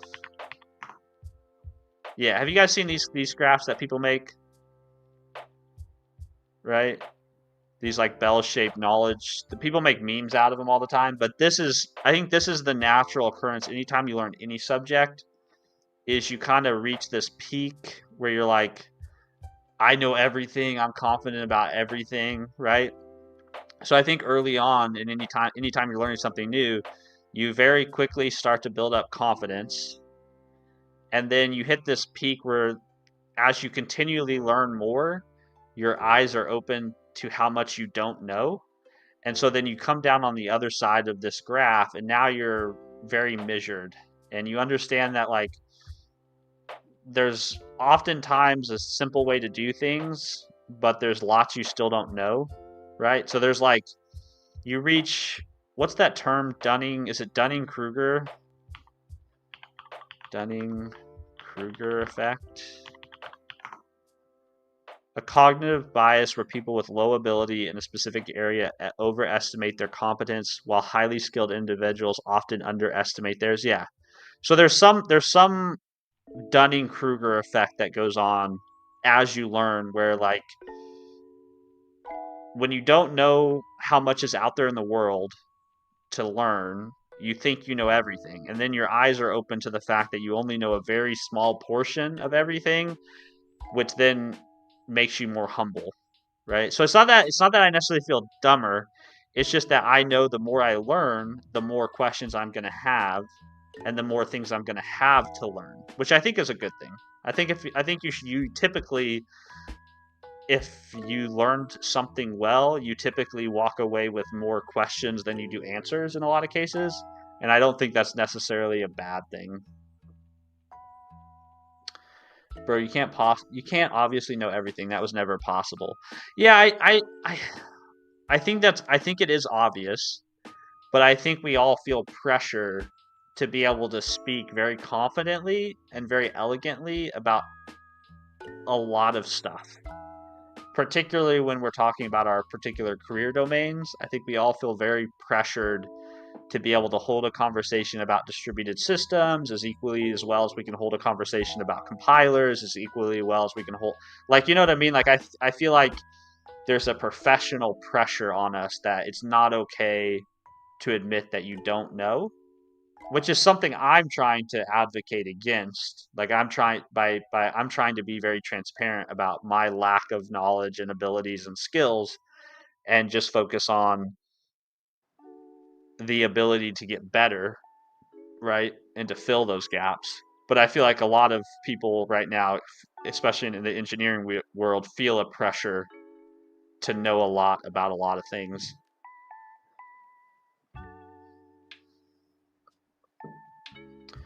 Bob Knoll, I have a guilty pleasure where I watch people debate flat earthers. So many of them are on the top left of that Dunning-Kruger chart. Yes, exactly. Yes, they are. My mentor called it the top of Mount Stupid and often said that is where I was. As long as he meant it as long as he meant it as a friendly, as a mentor, and not, he wasn't trying to demean you. I think that's funny.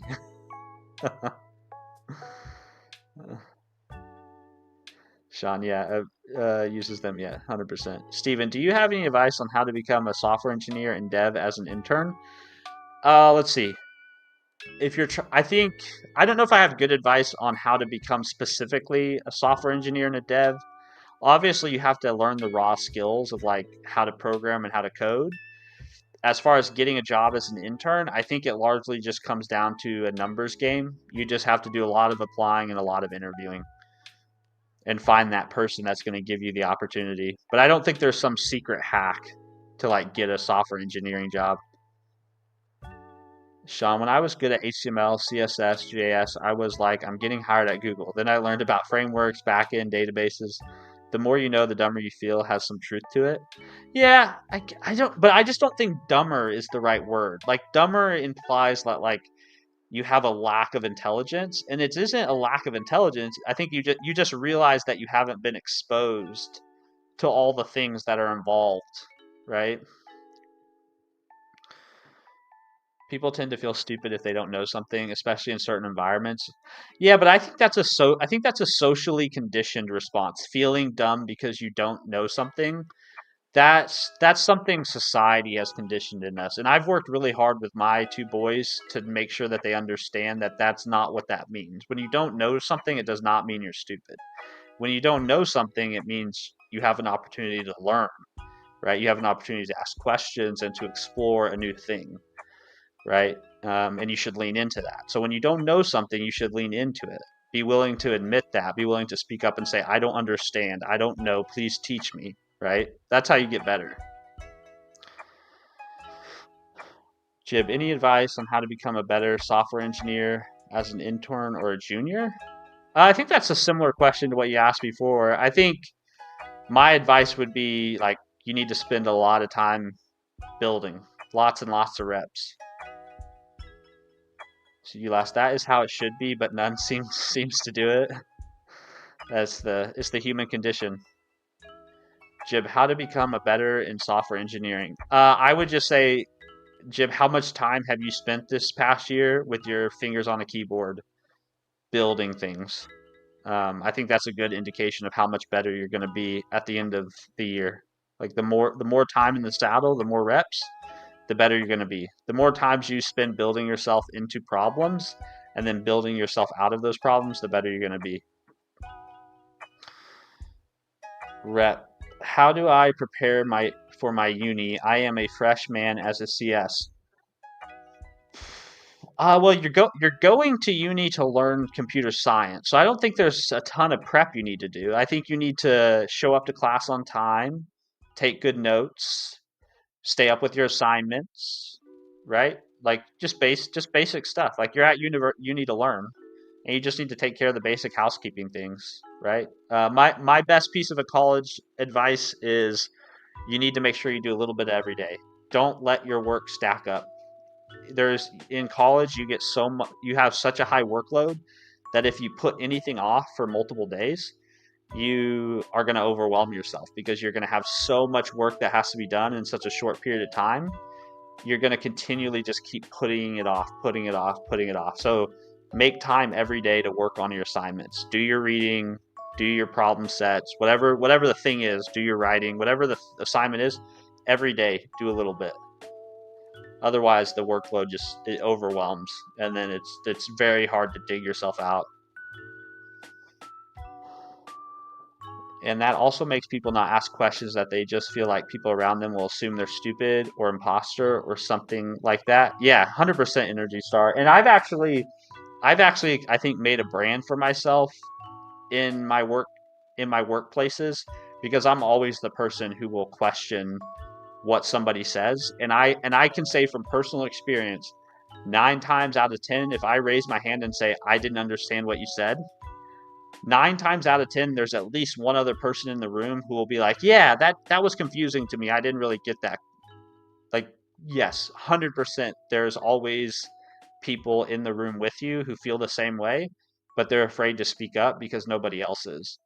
They don't want to be the odd man out, and you just have to get over that. You have to get over it.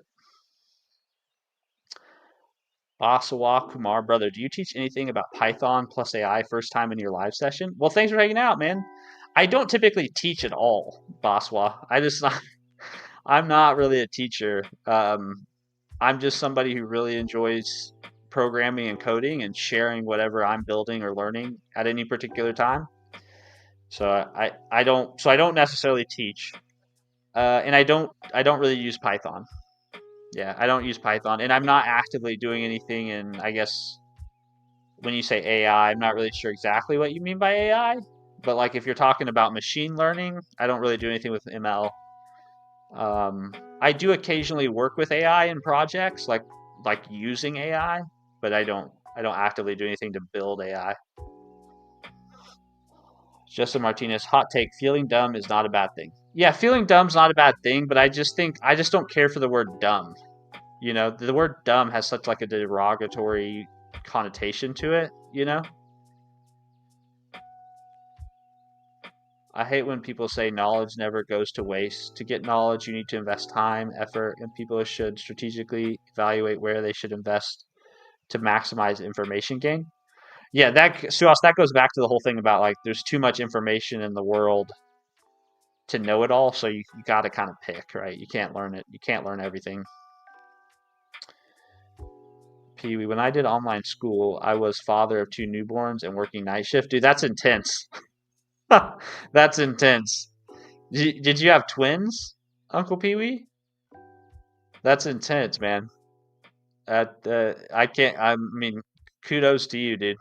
I just like can't imagine. Can't imagine. All right, let's just keep working through this list of errors that we created for ourselves. All right, so file action save. Okay, so then this is where we need to derive the file that we're saving from our file ID, right? So this is where we're going to say let current file equals, if you want to feel smart, surround yourself with dumb people. If you want to be smart, surround yourself with smart people who are smarter than you. I like that. If you want to feel smart, surround yourself with dumb people. If you want to be smart, I like that.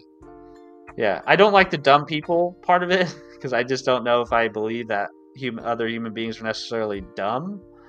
But yeah, I would agree. If you find yourself you're the smartest person in the room, you're probably in the wrong room.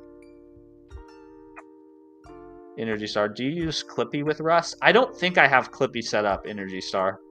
But Bob recommended me setting it up at some point. I don't think I have it set up right now.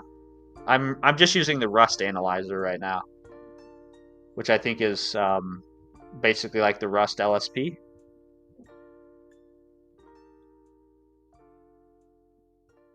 Open Vim now and get back to work.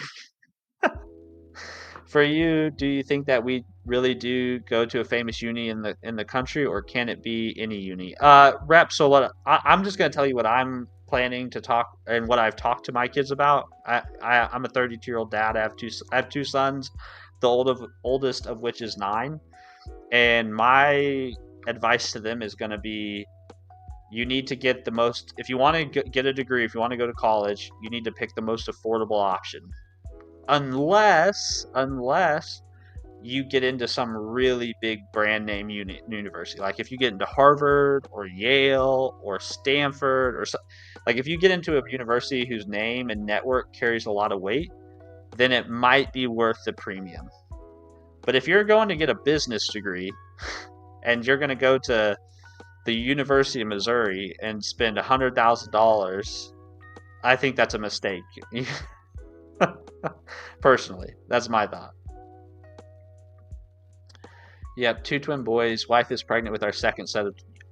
Okay, hold on. Back up, Uncle Pee Wee. Are you telling me you have two? You're having 2 sets of twins? How in the hell? That is crazy. Steven is so good at it. I wish I have entire chat to sit on me and point out my mistakes. I'm not trying to point out your mistakes, man. I hope you don't ever take it that way. Also, Steven, I can agree that being dumb is a mean word. Yeah, it's not like yeah, I would never want my sons to call themselves dumb. You know, I wouldn't want either of my sons to use that word, to be like, I'm so dumb I didn't know that. I'd rather them say something like, I realized I didn't know that and I had the opportunity to learn it. Right? I do not want them to internalize that not knowing something means they are not intelligent, because that's not what it means. Not knowing something just means you haven't had the opportunity to learn it, or you haven't been given the opportunity to learn it.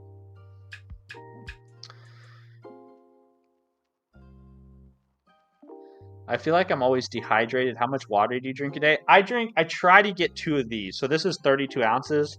I try to do at least 2 of these a day. So that's about 8 ounce glasses of water. And so if I get that, then I know I'm on good track for the day. So I just try to keep this by me, try to refill it once and empty it twice, and that's usually my goal for the day.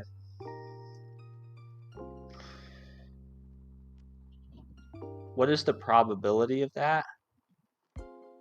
Oh, sorry, Energy Star. I don't know what you were talking about there. What is the probability of that? I missed what that was related to. Destroy. I'm straight up. You're not that word, Destroy. I bet you are far more capable and competent and intelligent than you give yourself credit.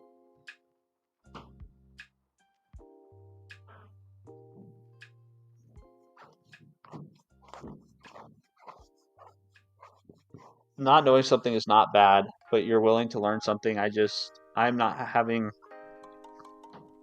a curious mind is definitely not an asset. How have things been lately? Oh yeah, life's good, man. Yeah, life's good. I've got nothing to complain about, man. I've got money in my bank account. I got food in my pantry.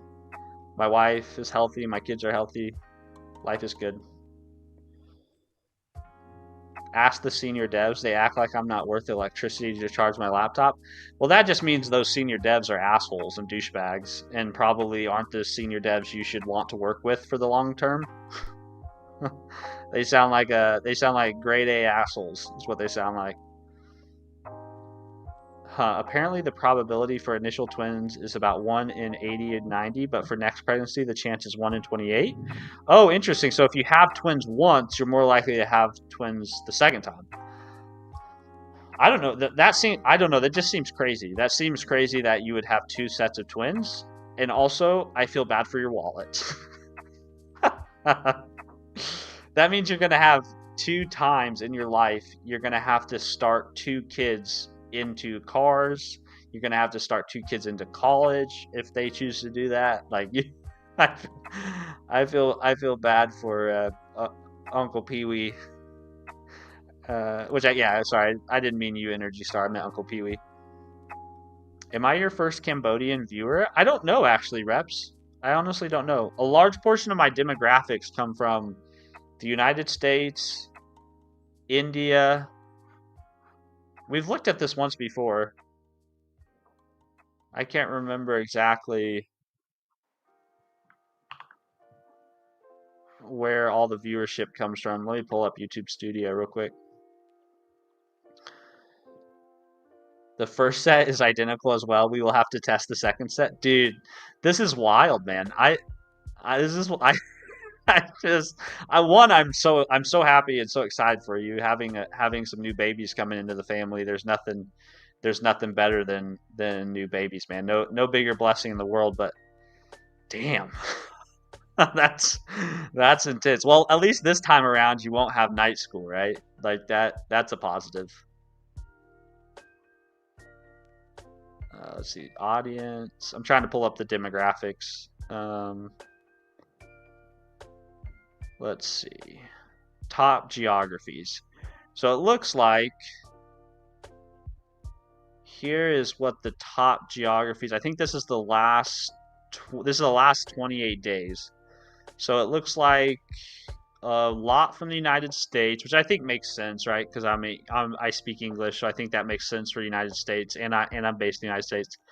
Then it looks like next highest is India, then Germany, United Kingdom, and Canada, which I think that all jives, like North America, right? Let me see. I was gonna try to see if Cambodia is on here. It says showing top 50 results. Please use exports to view up to 500. So I don't see Cambodia isn't in the top 50. So I don't know if you're the first, but definitely not a lot of you based on those charts. Malaysia is in there. Yep.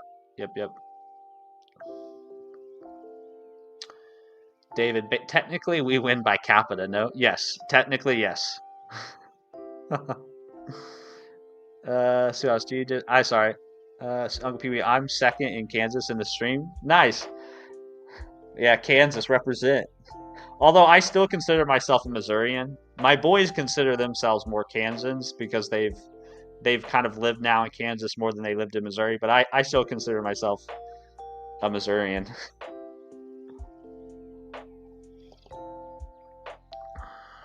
So I think I'm not having kids. Hey, there's no pressure to have kids. You know, I've got friends that don't want kids. That's totally fine. There's nothing wrong with that.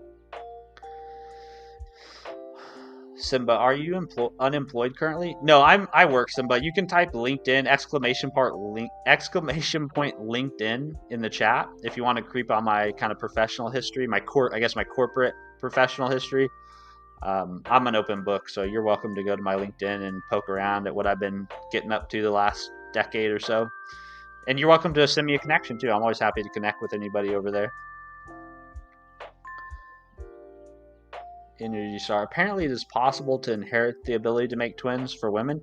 Yeah, that's what my wife has told me before. My wife has told me before that if your family has a history of twins in it, it's more likely that you're going to have twins, which I think that, like, from a logic perspective makes sense. Suhas, can you answer my question, bro? I think I did, Suhas. I think I answered it. A state aptly and phonetically named after misery? Destroy, man, that's so harsh. There's nothing wrong with Missouri, okay? I'm the only one from Pakistan, I guess. No, I'm sure there's other people here. You know who I've been thinking about a lot lately, chat? I don't know if you guys remember. There's a gentleman who, I think it's a gentleman. It could be a woman. I don't really know. His name's Arvin, and he used to come and hang out almost every morning here, at least for a few minutes. He would at least send one message and be here for a few minutes. But his name was Arvin, and he is from Iran. And I don't know if you guys have been paying attention to all the news, but apparently things are popping off there. And I've been thinking, like, I hope he's okay. I hope whenever all that stuff settles down, he shows back up, because I just can't imagine what he and his family, you know, and his friends and stuff must be going through right now. It must be very scary. Destroy, I got to give you some shit. I'm from the great state of corn and soybeans. Friendly Midwest rivalry. You're up there in Iowa.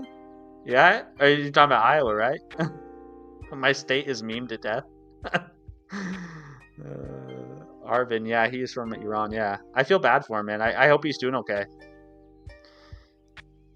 Rep, sorry, but which state are you from? I'm from Missouri. That's where I grew up. I grew up in Southwest Missouri in a little town called, well, not little town, it's kind of medium-sized town called Joplin, Missouri.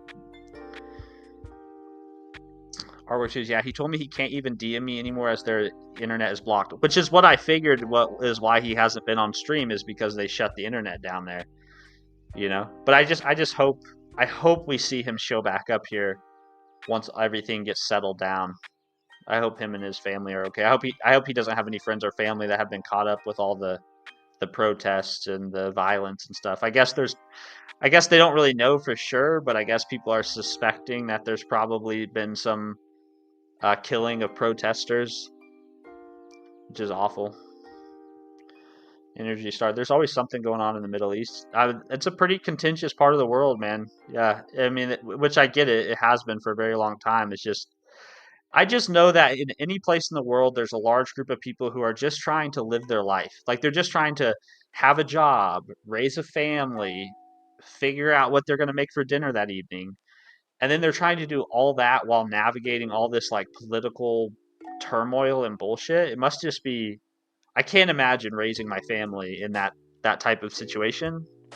And so I really, really feel for folks. Persia, Iran, been doing this since the dawn of time. Expel the king, Shah, rebel the regime, replace with said previously expelled Shah, sending thoughts and prayers. Yeah, I don't know the answer. I'm definitely not smart enough or well read enough to have the answer. I just feel bad for all the moms and the dads and the kids and everyone who's just trying to go about their normal everyday life, and it's been completely turned upside down on them. Forget raising a family. I wouldn't even be able to survive the... Yeah, it just sounds terrible. Famously, nothing crazy happens in America. Did you see that? Apparently, the United States now goes and removes presidents from other countries. So I'm not terribly proud of the state of the United States or our government at this point in time. But yes, I'm not saying there's anything wrong with the Middle East or anything wrong with Iran or that we have, or Iran, or that we have it figured out here in America. I'm definitely not trying to say that. But it's just wild. At the end of the day, we are all human. Yes, exactly, and that's why I feel, because I just know the vast majority of people just don't care. The vast majority of people they don't really care about all this political bullshit. They just want to live their life. They want to have a happy, peaceful, content, secure, stable life. That's all they want.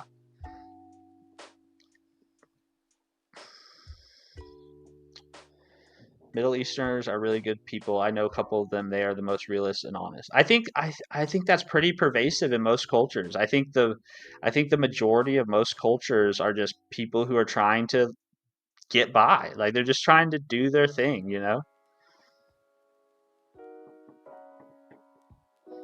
Removing presidents and king is nothing new for America. We've been doing it since the inception. Yeah. Trump has just decided to bring it all back. That's just, you know, I mean, it's the craziness. I mean, replacing leaders is a strategy for military for a while. Yeah, it's definitely a strategy. We need to get over the notion that we've somehow always been isolationists. Yeah, this is crazy. Stephen for president? No, I think we should be suspicious of anybody who wants to be president. We should be suspicious of that individual. That's like, who wants to be responsible for everything? That sounds awful. David, he ain't bringing it back. He just did it publicly. You think they were moving in silence, huh? Before a new war for oil, literally the last thing he was voted for. Yeah, we're throwing it back to the early aughts. No, no, no, no, no, no, no. I am suspicious. I am always suspicious of anybody who wants to be in charge of or responsible for other human beings. I think we should probably be suspicious of those folks.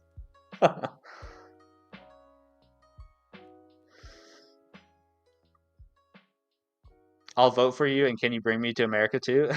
Well, yeah, sure. I can give first prior. If I ever did, I'll give first priority to anybody who's been in the stream. We just look at chat logs, and that's how we decide who gets a visa. I think Trump is doing the right thing, especially his idea on migrants. Really? Okay.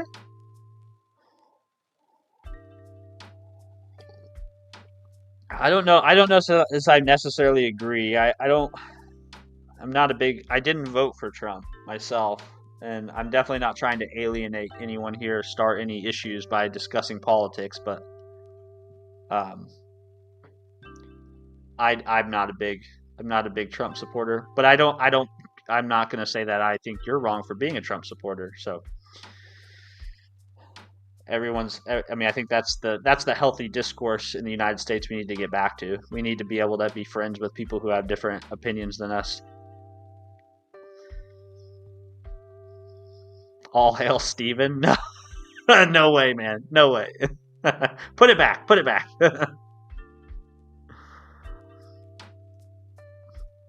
What is your goal this year? So my goal I have a few goals for 2026. I have some personal financial goals. Those are probably my major. My biggest focus is financial security and financial independence for my family and I, which is kind of a multi-decade type of thing. Hold on, something happened on Twitch. Some event or something. There's like a special little chat message that showed up. Watch streak reached. Uncle Pee Wee is currently on a 3-stream streak. Nice. Way to go, Uncle Pee Wee. Appreciate you, man. So my goals for 2026 or this year are, I have some personal financial ones in terms of net worth that I'd like to reach, which really just comes about that depends on me saving, spending less than I make and then investing the difference. So I have plans for that. As far as programming and coding go, I have 3 big projects that I'd like to get finished or at least deployed this year. I'd like to develop a website that's called Learn C# with Tests. That's inspired by the Learn Go with Tests website. I'd like to build a replacement for my personal finance application, which I currently use an application called You Need a Budget. So I'd like to replace that. And then the last one is I have this idea for a no-code platform for building like ETL jobs that I would like to build. So those are kind of my big 3 programming and coding goals for this year. I have a health goal this year. I'd like to lose some weight this year. That's been a big goal that I've been focusing on a lot. So yeah, those are my goals for 2026. Kind of finance, keep my physical, my financial health in order, drop some pounds because if I want to be around for the foreseeable future, I need to manage my weight more effectively. And then my programming coding goals just are some projects that I'd like to build. Sorry, I missed a bunch of messages here. People will always find a reason for arguments and fights. Yes, they will. Yes, they will. Your boy's really lucky to have a dad like you, Steve. Oh, I appreciate that. I try to be a good dad. I fail. There's a lot of days I fail at being a good dad, but I try really, really hard to be a good dad. Let's see. All I say is migrants should get here legally and also try to assimilate. Danny, I agree with that. I agree with that. I mean, my family, my mom's mom migrated here from Honduras when she was 18, and she did it legally. So I totally agree and assimilate. I totally agree with that. I just don't care for the way the enforcement is being handled at the moment myself. That it isn't how I would do it. But I do agree with your thoughts about, immigrate legally, assimilate to the culture. I would agree with that. Maddie, do you follow soccer a bit since the upcoming World Championship in 2026 will be in the U.S.? What are your thoughts? I don't follow soccer. I have a nephew who's really big into soccer, but I myself am not a big soccer fan.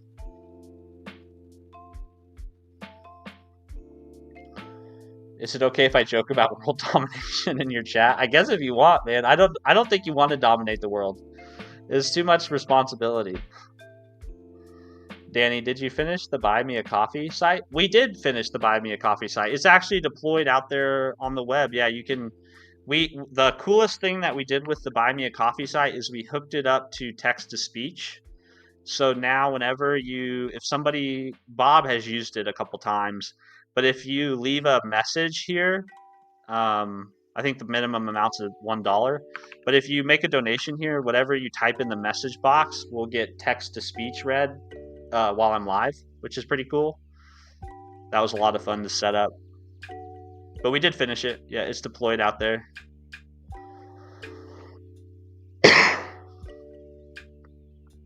What's an ETL job? ETL stands for extract, transform, and load. So basically it's a shorthand for moving data between different places, right? So you got an Oracle database, you need to take data out of it and put it into a SQL database, or you've got data in ServiceNow and you need to move that into Salesforce or something, right? There's a lot of glue code that people write in enterprise settings to move data between all the different systems that they have.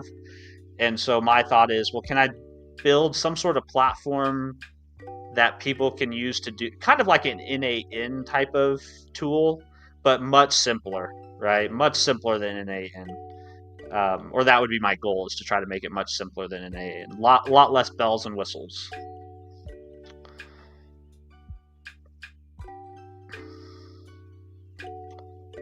Fun project for you. Quant Connect C# enables everyday people to build quant algos. If you're interested in dabbling in ML, I wouldn't be opposed to dabbling in ML. What'd you call it? Quant Connect? Open source algorithmic trading platform. Interesting.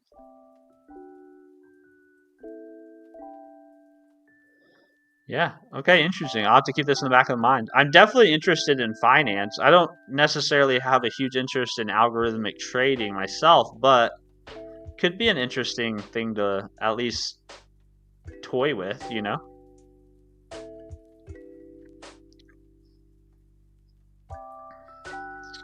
Parker, how in the world do you find the time to work out, work, dad, and stream? I can barely squeeze a few into a day. The streaming thing has been the newest addition. So working out, work, and dadding, that's been going on now for a better part of a decade. So that one, those three things I have well sorted out, right? You just do it. Buy yourself a straight double espresso. It works. It works. Thank you, Bob. Thank you for the donation. Thank you for the coffee. I really appreciate that, Bob. That's super kind of you. Yeah, but the streaming thing is new, Parker, and the way I manage the streaming is I just get up early.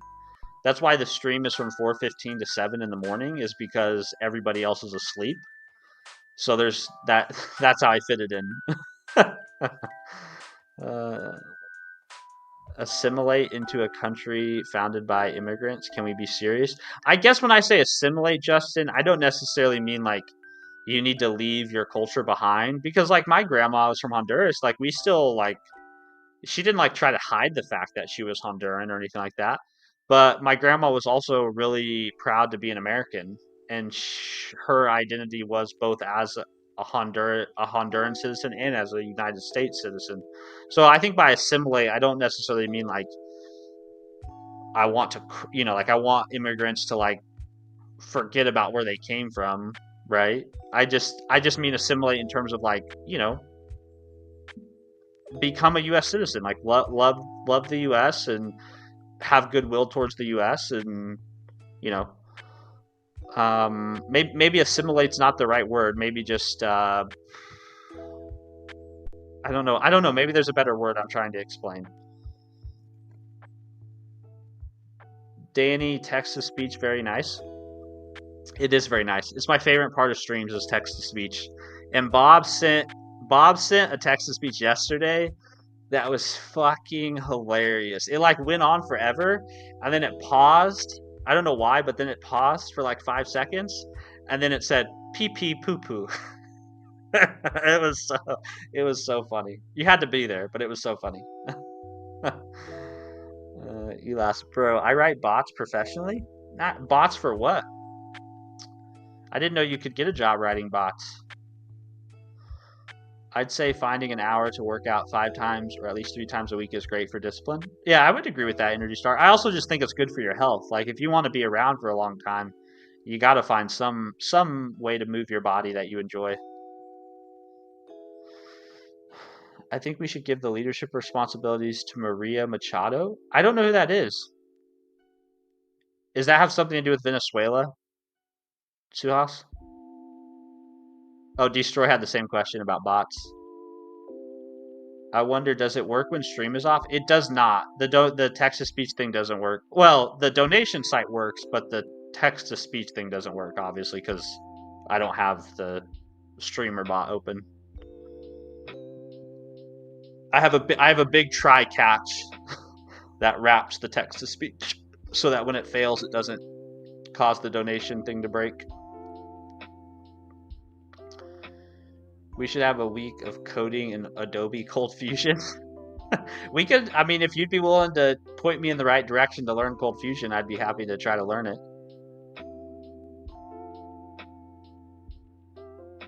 I think we should bring our own culture, but not try to respect the culture where I stay. Yeah, I think that's totally fine. Yeah, I don't think there's anything wrong with that take. Okay, yeah, I agree. It's important to be patriotic. Yeah, even maybe patriotic is too sensitive of the word. Maybe just don't be in active like opposition or I don't even know the proper way to describe it. I guess just be like my grandma. I feel like my grandma did the right thing. I feel like she was a good example of somebody who immigrated to the US from another country and built a really awesome, wonderful life here and was always very thankful and grateful for that. And yeah, I think that's a really bad way for me to express that idea, but that's the best way those are the words I have at the moment. Moving body can be like once or twice a week as well. Yeah, I always just, Energy Star, I always just encourage people to have a movement practice, like whether it's yoga or Pilates or hiking or walking or lifting weight. I think you just need something that you like to do that gets you active. Justin, the thing is, there's not really American culture. America has always been a blend of multiple different cultures coming together. Yes, but I still think there is a uniquely American culture, even though it's a mishmash of different cultures. I do think there is an American culture, right? And I think that's why people want to immigrate to the U.S., right? Is because of what that culture has enabled and what it promotes.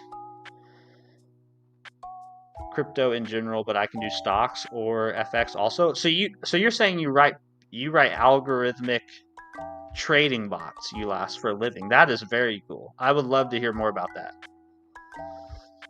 Working out is more involved in my opinion. Yeah, it's kind of the Energy Star. You're kind of talking about the difference between like training and exercise. Yeah, they're definitely two different things. The Steven ecosystem exists. Justin, when I think American culture, I think WWE, wrestling, beer, monster trucks, Ohio State wrestling, football. those are all valid takes on American culture. I don't know. When I think of American culture, I think of a culture that's rooted in a sense of individualism, personal freedom, freedom of religion.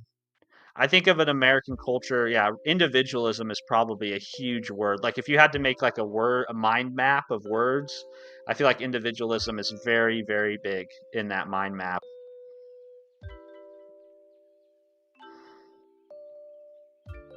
Speak English, pay taxes, believe in Western ideals, be an upstanding citizen. Yeah, I think American culture has a lot to do with like believing in yourself, standing on your own 2 feet, uh, pulling yourself up by your bootstraps. Like just, you know, I mean, the country was founded by a group of people who took on the greatest military in the history of the world. Like there's some amount of uniqueness, right, to the population here, right? Nowhere else in the world is there another country like the United States. For all its flaws, I'm very proud to be an American.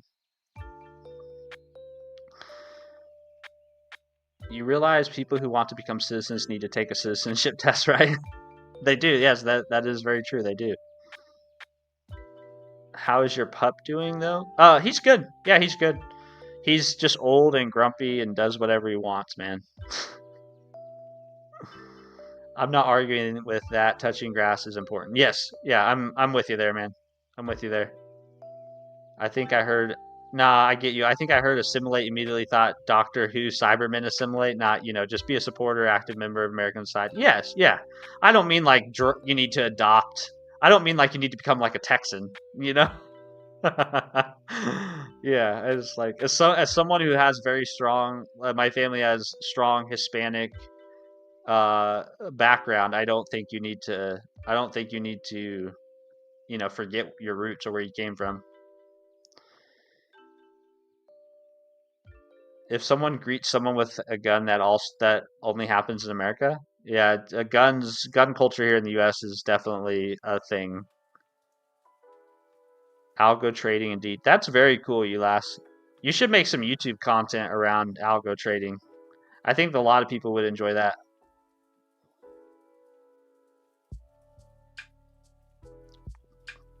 Gun, what is American culture? I don't know. I think we'd have to ask ChatGPT to get an accurate answer. Wow, we should change the topic, in my opinion. Jesse, don't get me wrong. I love America. I'm born and bred Texas, man. No one loves this place more than me. Could Steven pass an American test? Probably not. I don't think a lot of Americans could probably pass the test for citizenship. If I had to guess. As a Texan, that was hilarious.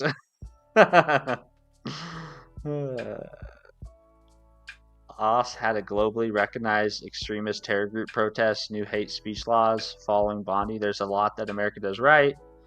Yeah. I mean, there's a lot we do right. There's a lot we do wrong.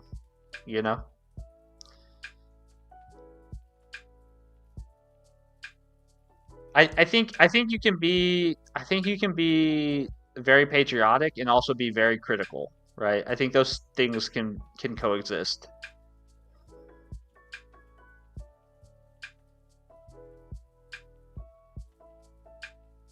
Algo trading with Go would be cool, but I don't generate strategies. Oh, so Ulas, you're saying so are you saying that the way your work works is like somebody who has a strong finance background will come up with I guess you're calling a strategy, but like a theory about the market, and then they come to you and they ask you to implement that, and then you implement it? Is that basically the flow? I didn't have any guns until Russia invaded Ukraine. Then I got kind of paranoid. I don't think you're alone there, Bob. Yesterday there was some really loud booms near my house. I guess people were blasting for construction nearby, and I got a little panicked. I'm not gonna lie. I had some moments where, like, my whole house shook like 3 or 4 times in a row. I'm not just with everything going on in the world. There was a little bit of concern. That's for sure. To be a patriot is to love my country and despise my government. I I like that. I like that a lot, destroy. That's a really great way to put it. I think they work hand in hand. To be truly critical, you have to be truly passionate. If you didn't care, you wouldn't criticize. Yes. Yep. They do go hand in hand.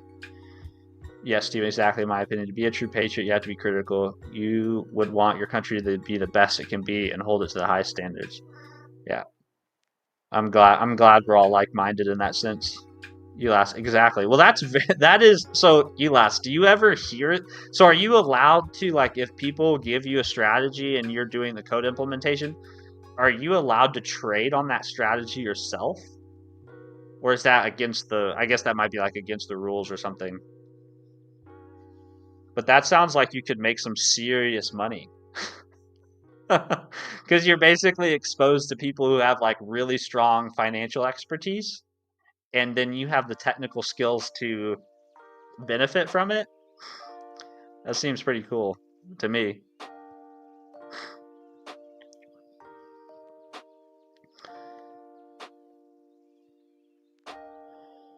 I'm going to implement a method on my state. Where's my state?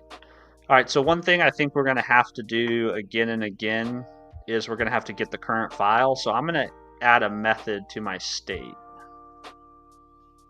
Rust, add method to struct.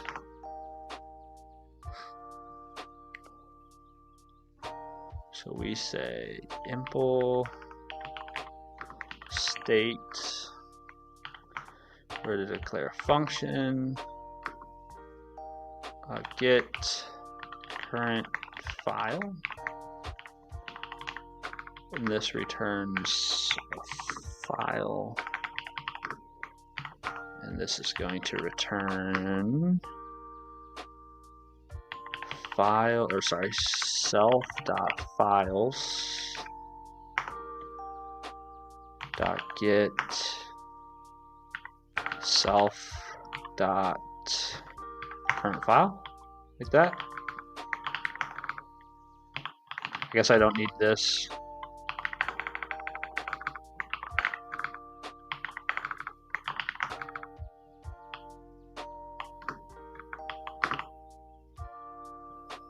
Mismatch type expected ampersand UUID found UUID. Arguments consider borrowing.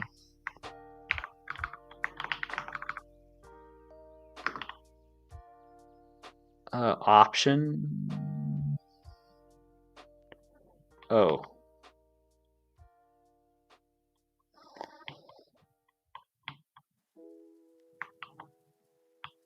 Okay, so if I ever try to call that method, I mean, this is a very unexpected case. There should never be a time where, so I'm going to do current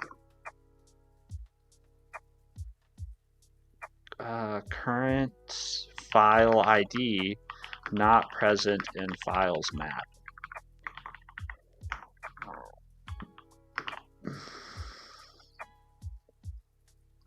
Expected file found ampersand file.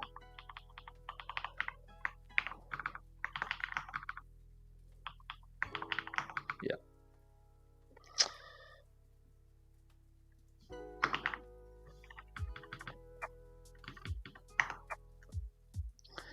Also, I have NDA with each client, so I don't really share financial info between them. I had some customers, but they were not like a big whale. Normally, my customers have a set of strategies. I mostly optimize the strategy and implement it depending on. That's crazy, man. Oh, I think that's a very cool field. How did you get into that work? Like, did you just stumble into it, or was that your intention the whole time? Was to get into that work? Are we gonna kidnap the Iran leader now? I don't know, Danny. I guess anything's on the table. This whole Russia-Ukraine thing is something. It really is. Yeah, it really is. It's been actually from my perspective, the most interesting thing about the Russia-Ukraine war is to see how people kind of went from like diehard support for Ukraine to now, at least in the United States, there's kind of like was like diehard support for Ukraine to now people kind of being like, okay, Ukraine, just give up and get over it and move on, essentially, which has been kind of an interesting change in opinion to watch play out. Uncle Pee Wee, 8 minutes left. You had to remind me. We do, yeah, it's almost 7. Steven, do you eat more home cooked or outside food? Just curious. I try to eat mostly home cooked food or food here at the house. It's not necessarily always like cooked from scratch, but essentially try to eat at home more.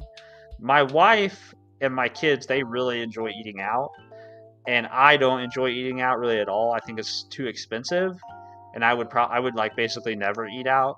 I just don't find the value in how expensive it is compared to the food you get. But my kids and my wife enjoy it, so I try to make sure that there's money in our budget so that we can do that. So we probably eat out once a week at least, maybe twice a week on average. So I try to find balance because I'm pretty focused in terms of what I spend my money on. But I also have to recognize that like my wife and my kids, they also value things differently than I do. So I try to make sure that I incorporate the things that they appreciate into our budgets, and so that way they can also enjoy the things they want to enjoy, but I also can make goals on the financial side of things that I want to get done. Energy Star, for context, I'm decently close to it. Just have a bit more understanding to it. Oh, nice. Uncle P, did you live in Joplin during the tornado? I did, Uncle Pee Wee. Yes. Honestly, anytime anybody finds out I'm from Joplin, they almost always ask me that. That's like the first thing they ask me. It's wild how many people heard about that tornado. The day of the the day of the May 22nd tornado was the day I graduated high school. So, I was getting out of my high school graduation as the tornado touched down. It was nuts. If World War III happens, I just hope I don't get drafted. Yeah, I would agree with that sentiment. Can Kurt, it has probably begun. You think World War III has begun, Kurt? Wow, that's intense. Energies are decently close to run into Ukrainians that left the country for safety. Wow, yeah, you are really close to it, man. Danny, I can't wait to move to Mars. I was doing algo trading for myself, then I quit trading at that point. I was already familiar with smart contracts and blockchain, so I kind of started working as a smart contract. That's cool. So you like learned all the skills on your own, and now you're applying those skills for clients. Very cool. Suas, I'm more worried because I'm at the right age of 19 and look physically fit. Yeah, being drafted would really suck. We were actually talking about that the other day, me and my wife, because we were talking about the fact that my boys will have to, when they turn 18, register for selective service. And I was like, God, I don't know how I would feel about that. Right? My wife said, if if that happens, we're moving to Canada. So I guess my wife has already made up her mind that we're going to be draft dodgers. But yeah, I mean, if my son got drafted, I think I would be very torn about that. I'm not sharing location in context of political debate. Yeah, no worries. We don't have to have political debates here. We can keep it centered around our love or disdain for Python. We don't have to get controversial.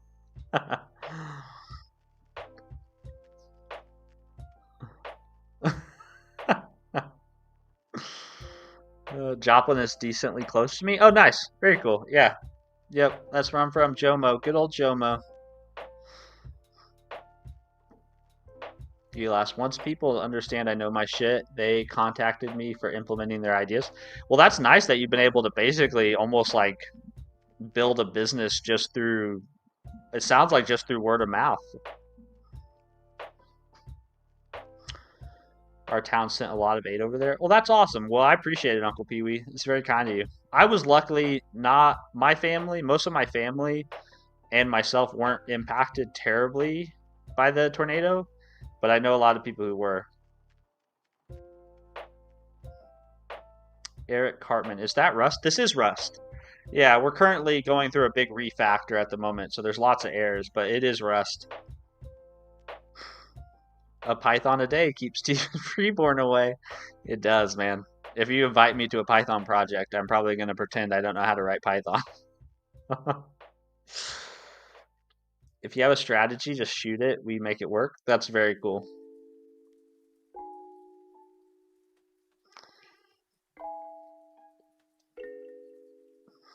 Yeah, I would say I would agree with that, Energy Star. I don't think people know all the context between those two countries. Eric, am new here. Well, Eric, welcome. We're glad to have you. Uncle Pee Wee later's got a lot of meetings today. See you, Uncle Pee Wee. Have fun in your meetings.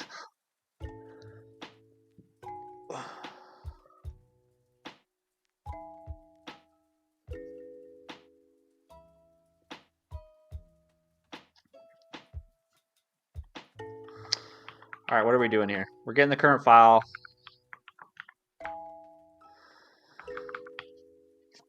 Let's see. We're getting the current file. And then we're saving the file. Current file dot clone. No, we want current file dot file path dot clone. I don't think we need the clone though. I don't think we need the clone. We're gonna have to fix that in the future. We need it right now, but I don't think we actually need it.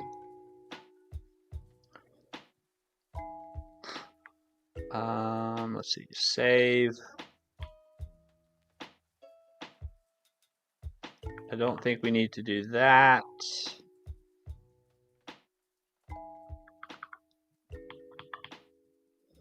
So we don't need to set the current file.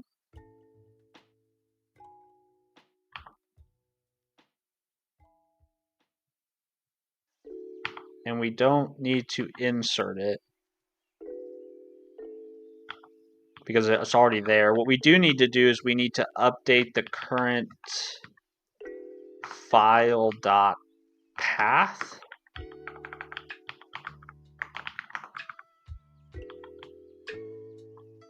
Yeah, I think we need to do that.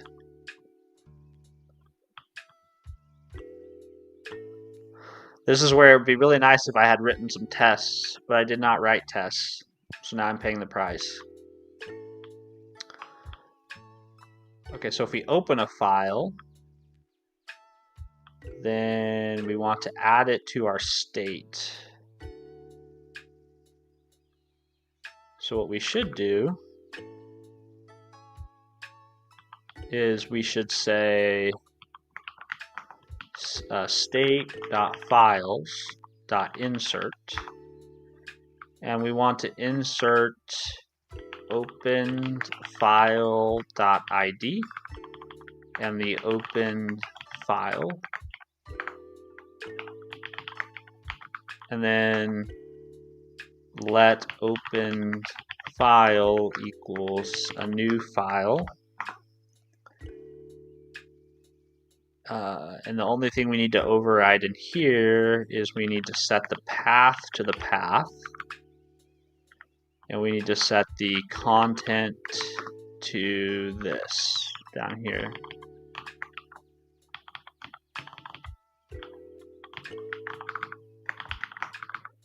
And then the rest, we'll use our default trait and we'll say default like that. And that will give us an ID. And then we can get rid of all this.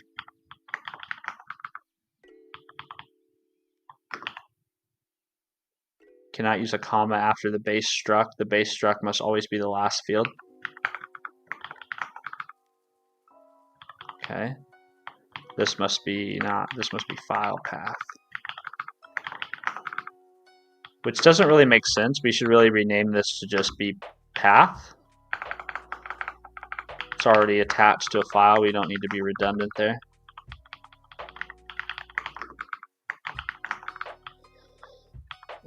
Let's see, state. Why is this complaining? Oh, because we need one of those. Cool. And then we need a file save as. So save as, and that's going to give us back a path.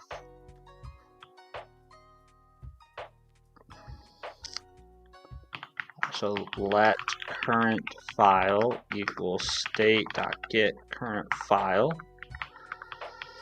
And then we'll say current file.content.txt.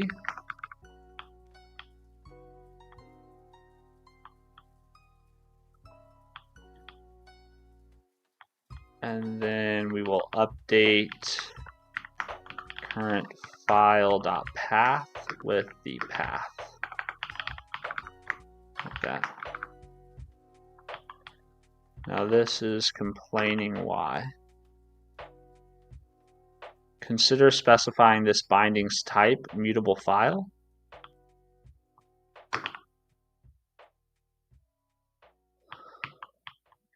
So they're saying I basically need to declare this as a, like this.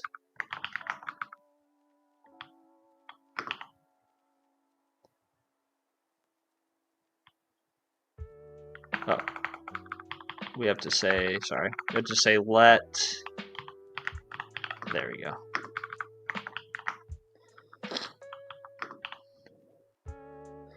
Okay, variable does not need to be mutable. Remove this mut. Consider specifying this bindings type. Oh. So it wants us to do this. Did we just become best friends? Hey, thank you very much for the follow, man. Appreciate that.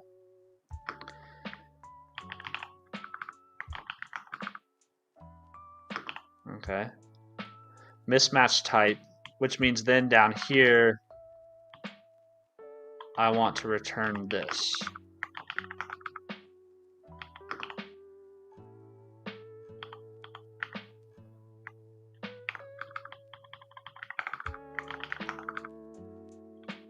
Okay.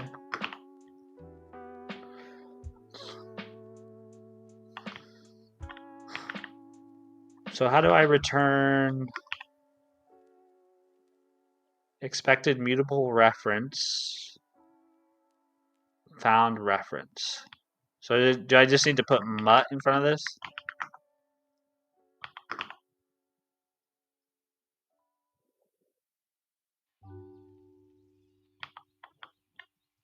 So let file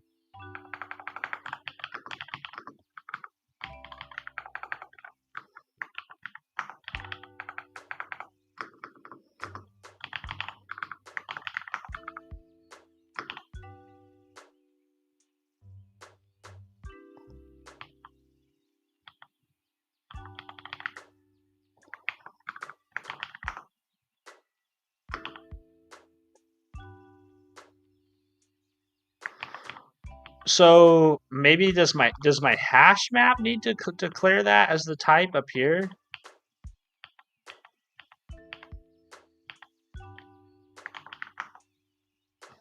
I'm gonna have to do some Googling. Get mut. Hold on, what? Get mut. So you're saying get there should I should implement that, or that should be there?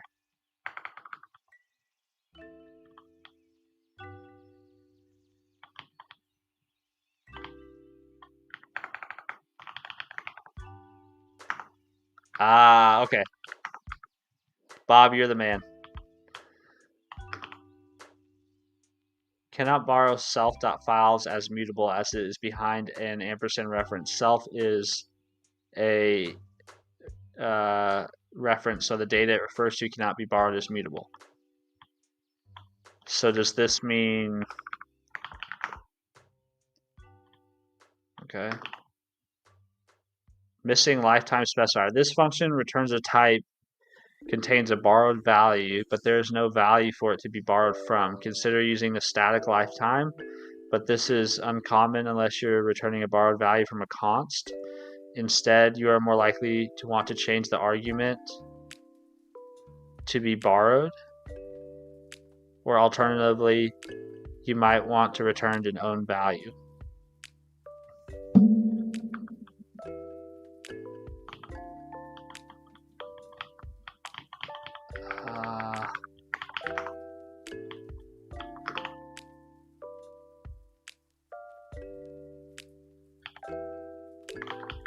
I don't know what that's telling me.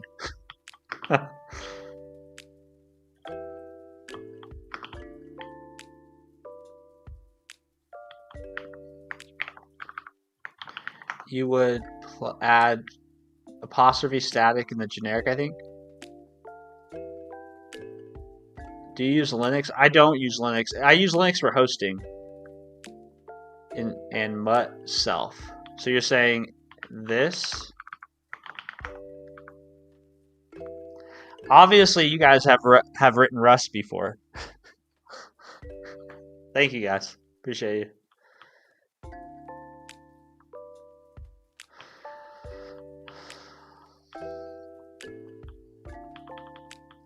Does that mean I need... Okay. Still need that.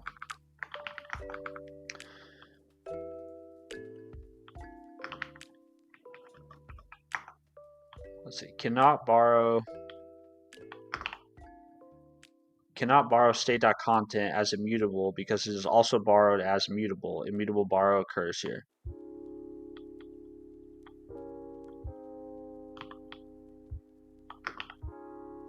Let's see. Mutable borrow. What does that mean? Mutable borrow occurs here.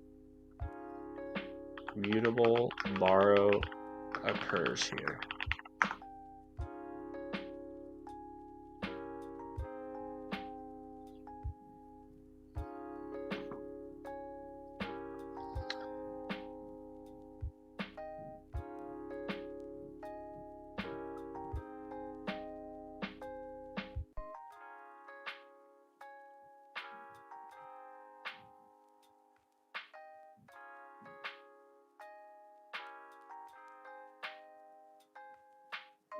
Huh. Are you getting the current file not as mutable, but assigning as mutable? I don't know. So basically, I'll just express it in the term. I'll just express it in terms of what I'm trying to accomplish. Immutable borrow means a mutt exists, commonly a mutt self, which is what I'm doing. I guess what I'm trying to do is I basically have this dictionary in the state, and the dictionary holds files, right? Or the dictionary, the hash map, I should say, the hash map holds keys, which are UIDs, and it holds values, which are structs. I want to be able to get a hold of whatever the current file is, but I want to get a hold of it in such a way that I can mutate it, right? So I think that's what I'm working through here, is how do I properly retrieve the file that's stored in a hash map that's held in a field on the state. Did we just become best friends? Mario, thank you very much for the follow. I appreciate that. So that's what I'm trying to... Also, I wanted to test today. I haven't got any YouTube alerts in a very long time. I wonder if something's broken with my... Either a lot of people just don't have their... Did we just become best friends? Okay, it works. So I guess I just haven't had many YouTube subscribers. Or all the YouTube subscribers have private subscriptions. They don't have public subscriptions. Only the Twitchers want to follow me. Yeah, so how do I do that? I think I need to ask Copilot or maybe Gemini to walk me through that. See, mutt is immutable borrow. Rust only allows one and no other immutable borrows. This is where it gets tricky. You may have to restrict the scope of your borrows. Interesting. Rachel said, time to either always pass around the mutt of the hash map or learn about interior mutability. Rachel, you want a ref cell. Okay, now I feel like I've taken a huge step off into the Rust ownership and borrower cliff. You can only have one mutable borrow per scope. And so I guess I have multiple, I guess is what you guys are saying. So I guess what you all are saying is that at the top of the file, I think this makes sense. What I think what you guys are saying is I need to get the current file up here. Like that. Gonna have to go to ref cell RCT. This is what I was waiting for. I love that. This is what I was talking about weeks ago. You have to learn ownership in parallel with learning Rust. Yeah, you have. And I like how you put the asterisks around half. Yeah, I'm gonna have to learn it. But but let me see if I follow that line of thinking. You're saying there's only one per scope, which means couldn't I just do this then?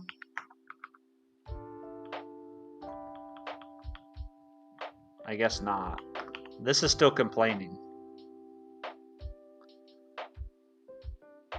Oh, but so you're saying, but because this function is already borrowing the state in that way, I can't do it again here, is what you're saying. You Chuckakara, what did the compiler say in this case? I haven't even looked. It's 7:15. This may have to wait. Oh yeah, you're right. Shit. Yes, you're. This is probably not the time to get into this. Yeah. Shit. What did I just do? I just undid something and I want to put it back. There you go. All right, we got to figure this out. So I'm just gonna put a note here to do. I want to get access. Welcome to the party, pal. Thank you very much, man, for becoming a member. That's incredibly kind of you to become a member. So before I hang up the stream, let me make sure I get you on our list of members. Let's go to CD, update lists. The Rust compiler do be good at telling you possible. So that's a good point, Energy Star. I should probably see what it has to say about my setup. Do you intend on making what you are borrowing mutable? I do, Parker. Yeah. So I basically want to get the dictionary that's held on the state, and then I want to be able to retrieve things from the dictionary, the values from the dictionary, and I want to be able to mutate those values. So I'm sort of mutating. The thing I'm really mutating is the files field, which is a hash map, and the values of that hash map. That's what I'm trying to mutate. Oh, I have to download the updated list. Hold on 1 sec. But I'm not sure I know enough about ownership to do it effectively. But I know what I want to do, but I don't know how to do it effectively in Rust. Let's see. Ammut ref equals ammut new. Okay. Okay. I'm gonna have to wrap my head around some of this. Let me get Daniel on our scroll board though. On our overlay. This all has to be done manually, or the downloading of the members has to be done manually.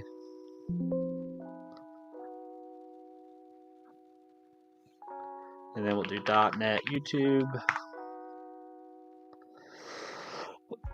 Excuse me. And then, let's see, Daniel goes up on the list. Okay, you guys are going to see a black screen for a second.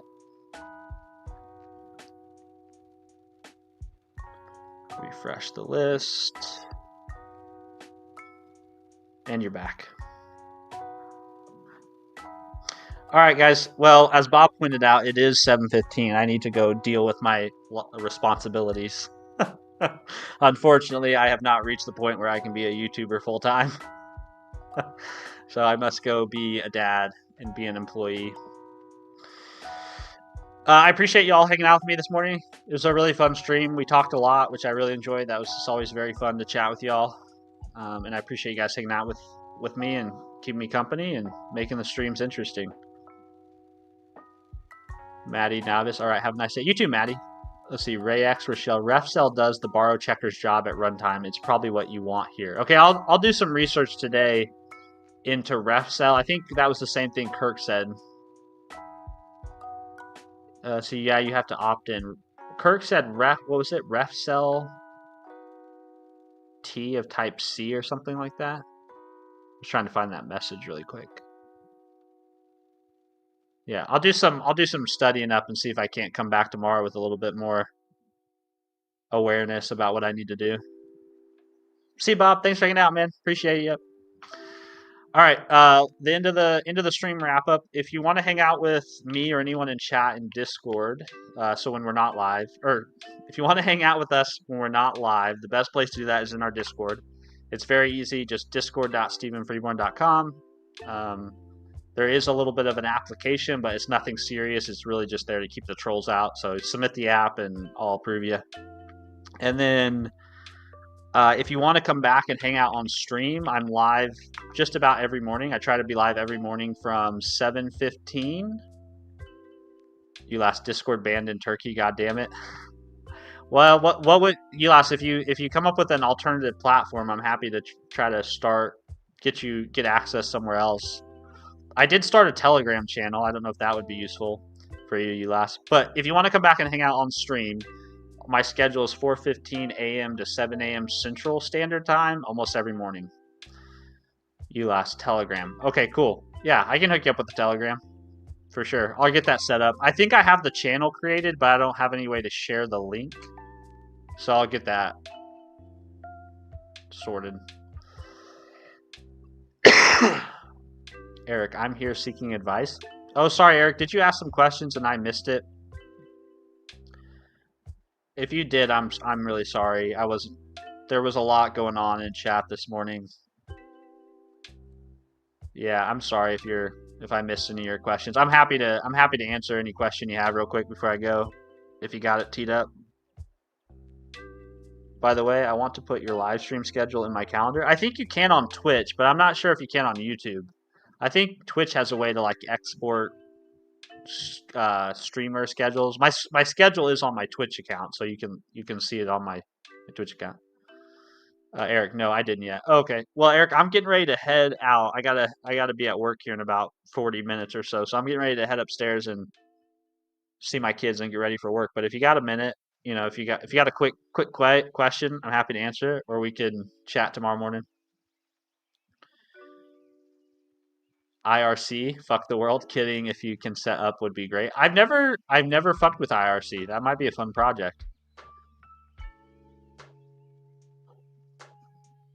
See you, man. Good luck. See you, always wasted. All right, Eric. No worries. I'll ask you tomorrow if you stream. Yeah, I'll be here, Eric. So if you're here, I'll be here at 4:15 tomorrow morning. So if you're here, feel free to stop on by. Happy to chat then. For the win. Oh yeah. Every time someone says FTW, I always think fuck the world and not for the win. I don't know why. It's just my brain has wired that abbreviation wrong. Discord IRC bridge. Oh, that'd be cool. Yeah. Yeah, I've never messed around with IRC at all. All right, guys. Y'all have a great day, and I'll see you tomorrow morning. All right. Bye, guys. Bye, chat. Bye, Suhas. Bye, Always Wasted. Bye, Eric. Bye, Bob. Bye, Rayx. Let's see who else is in. Bye, Ulas. Bye, Maddie. Bye, Kirk. Energy Star, have a good day. Parker, have a good day. Daniel, thanks for becoming a member. Really appreciate you. I think that's everybody that was here recently. David, see you, David. All right, guys. Y'all have a great day. Bye. Bye, chat.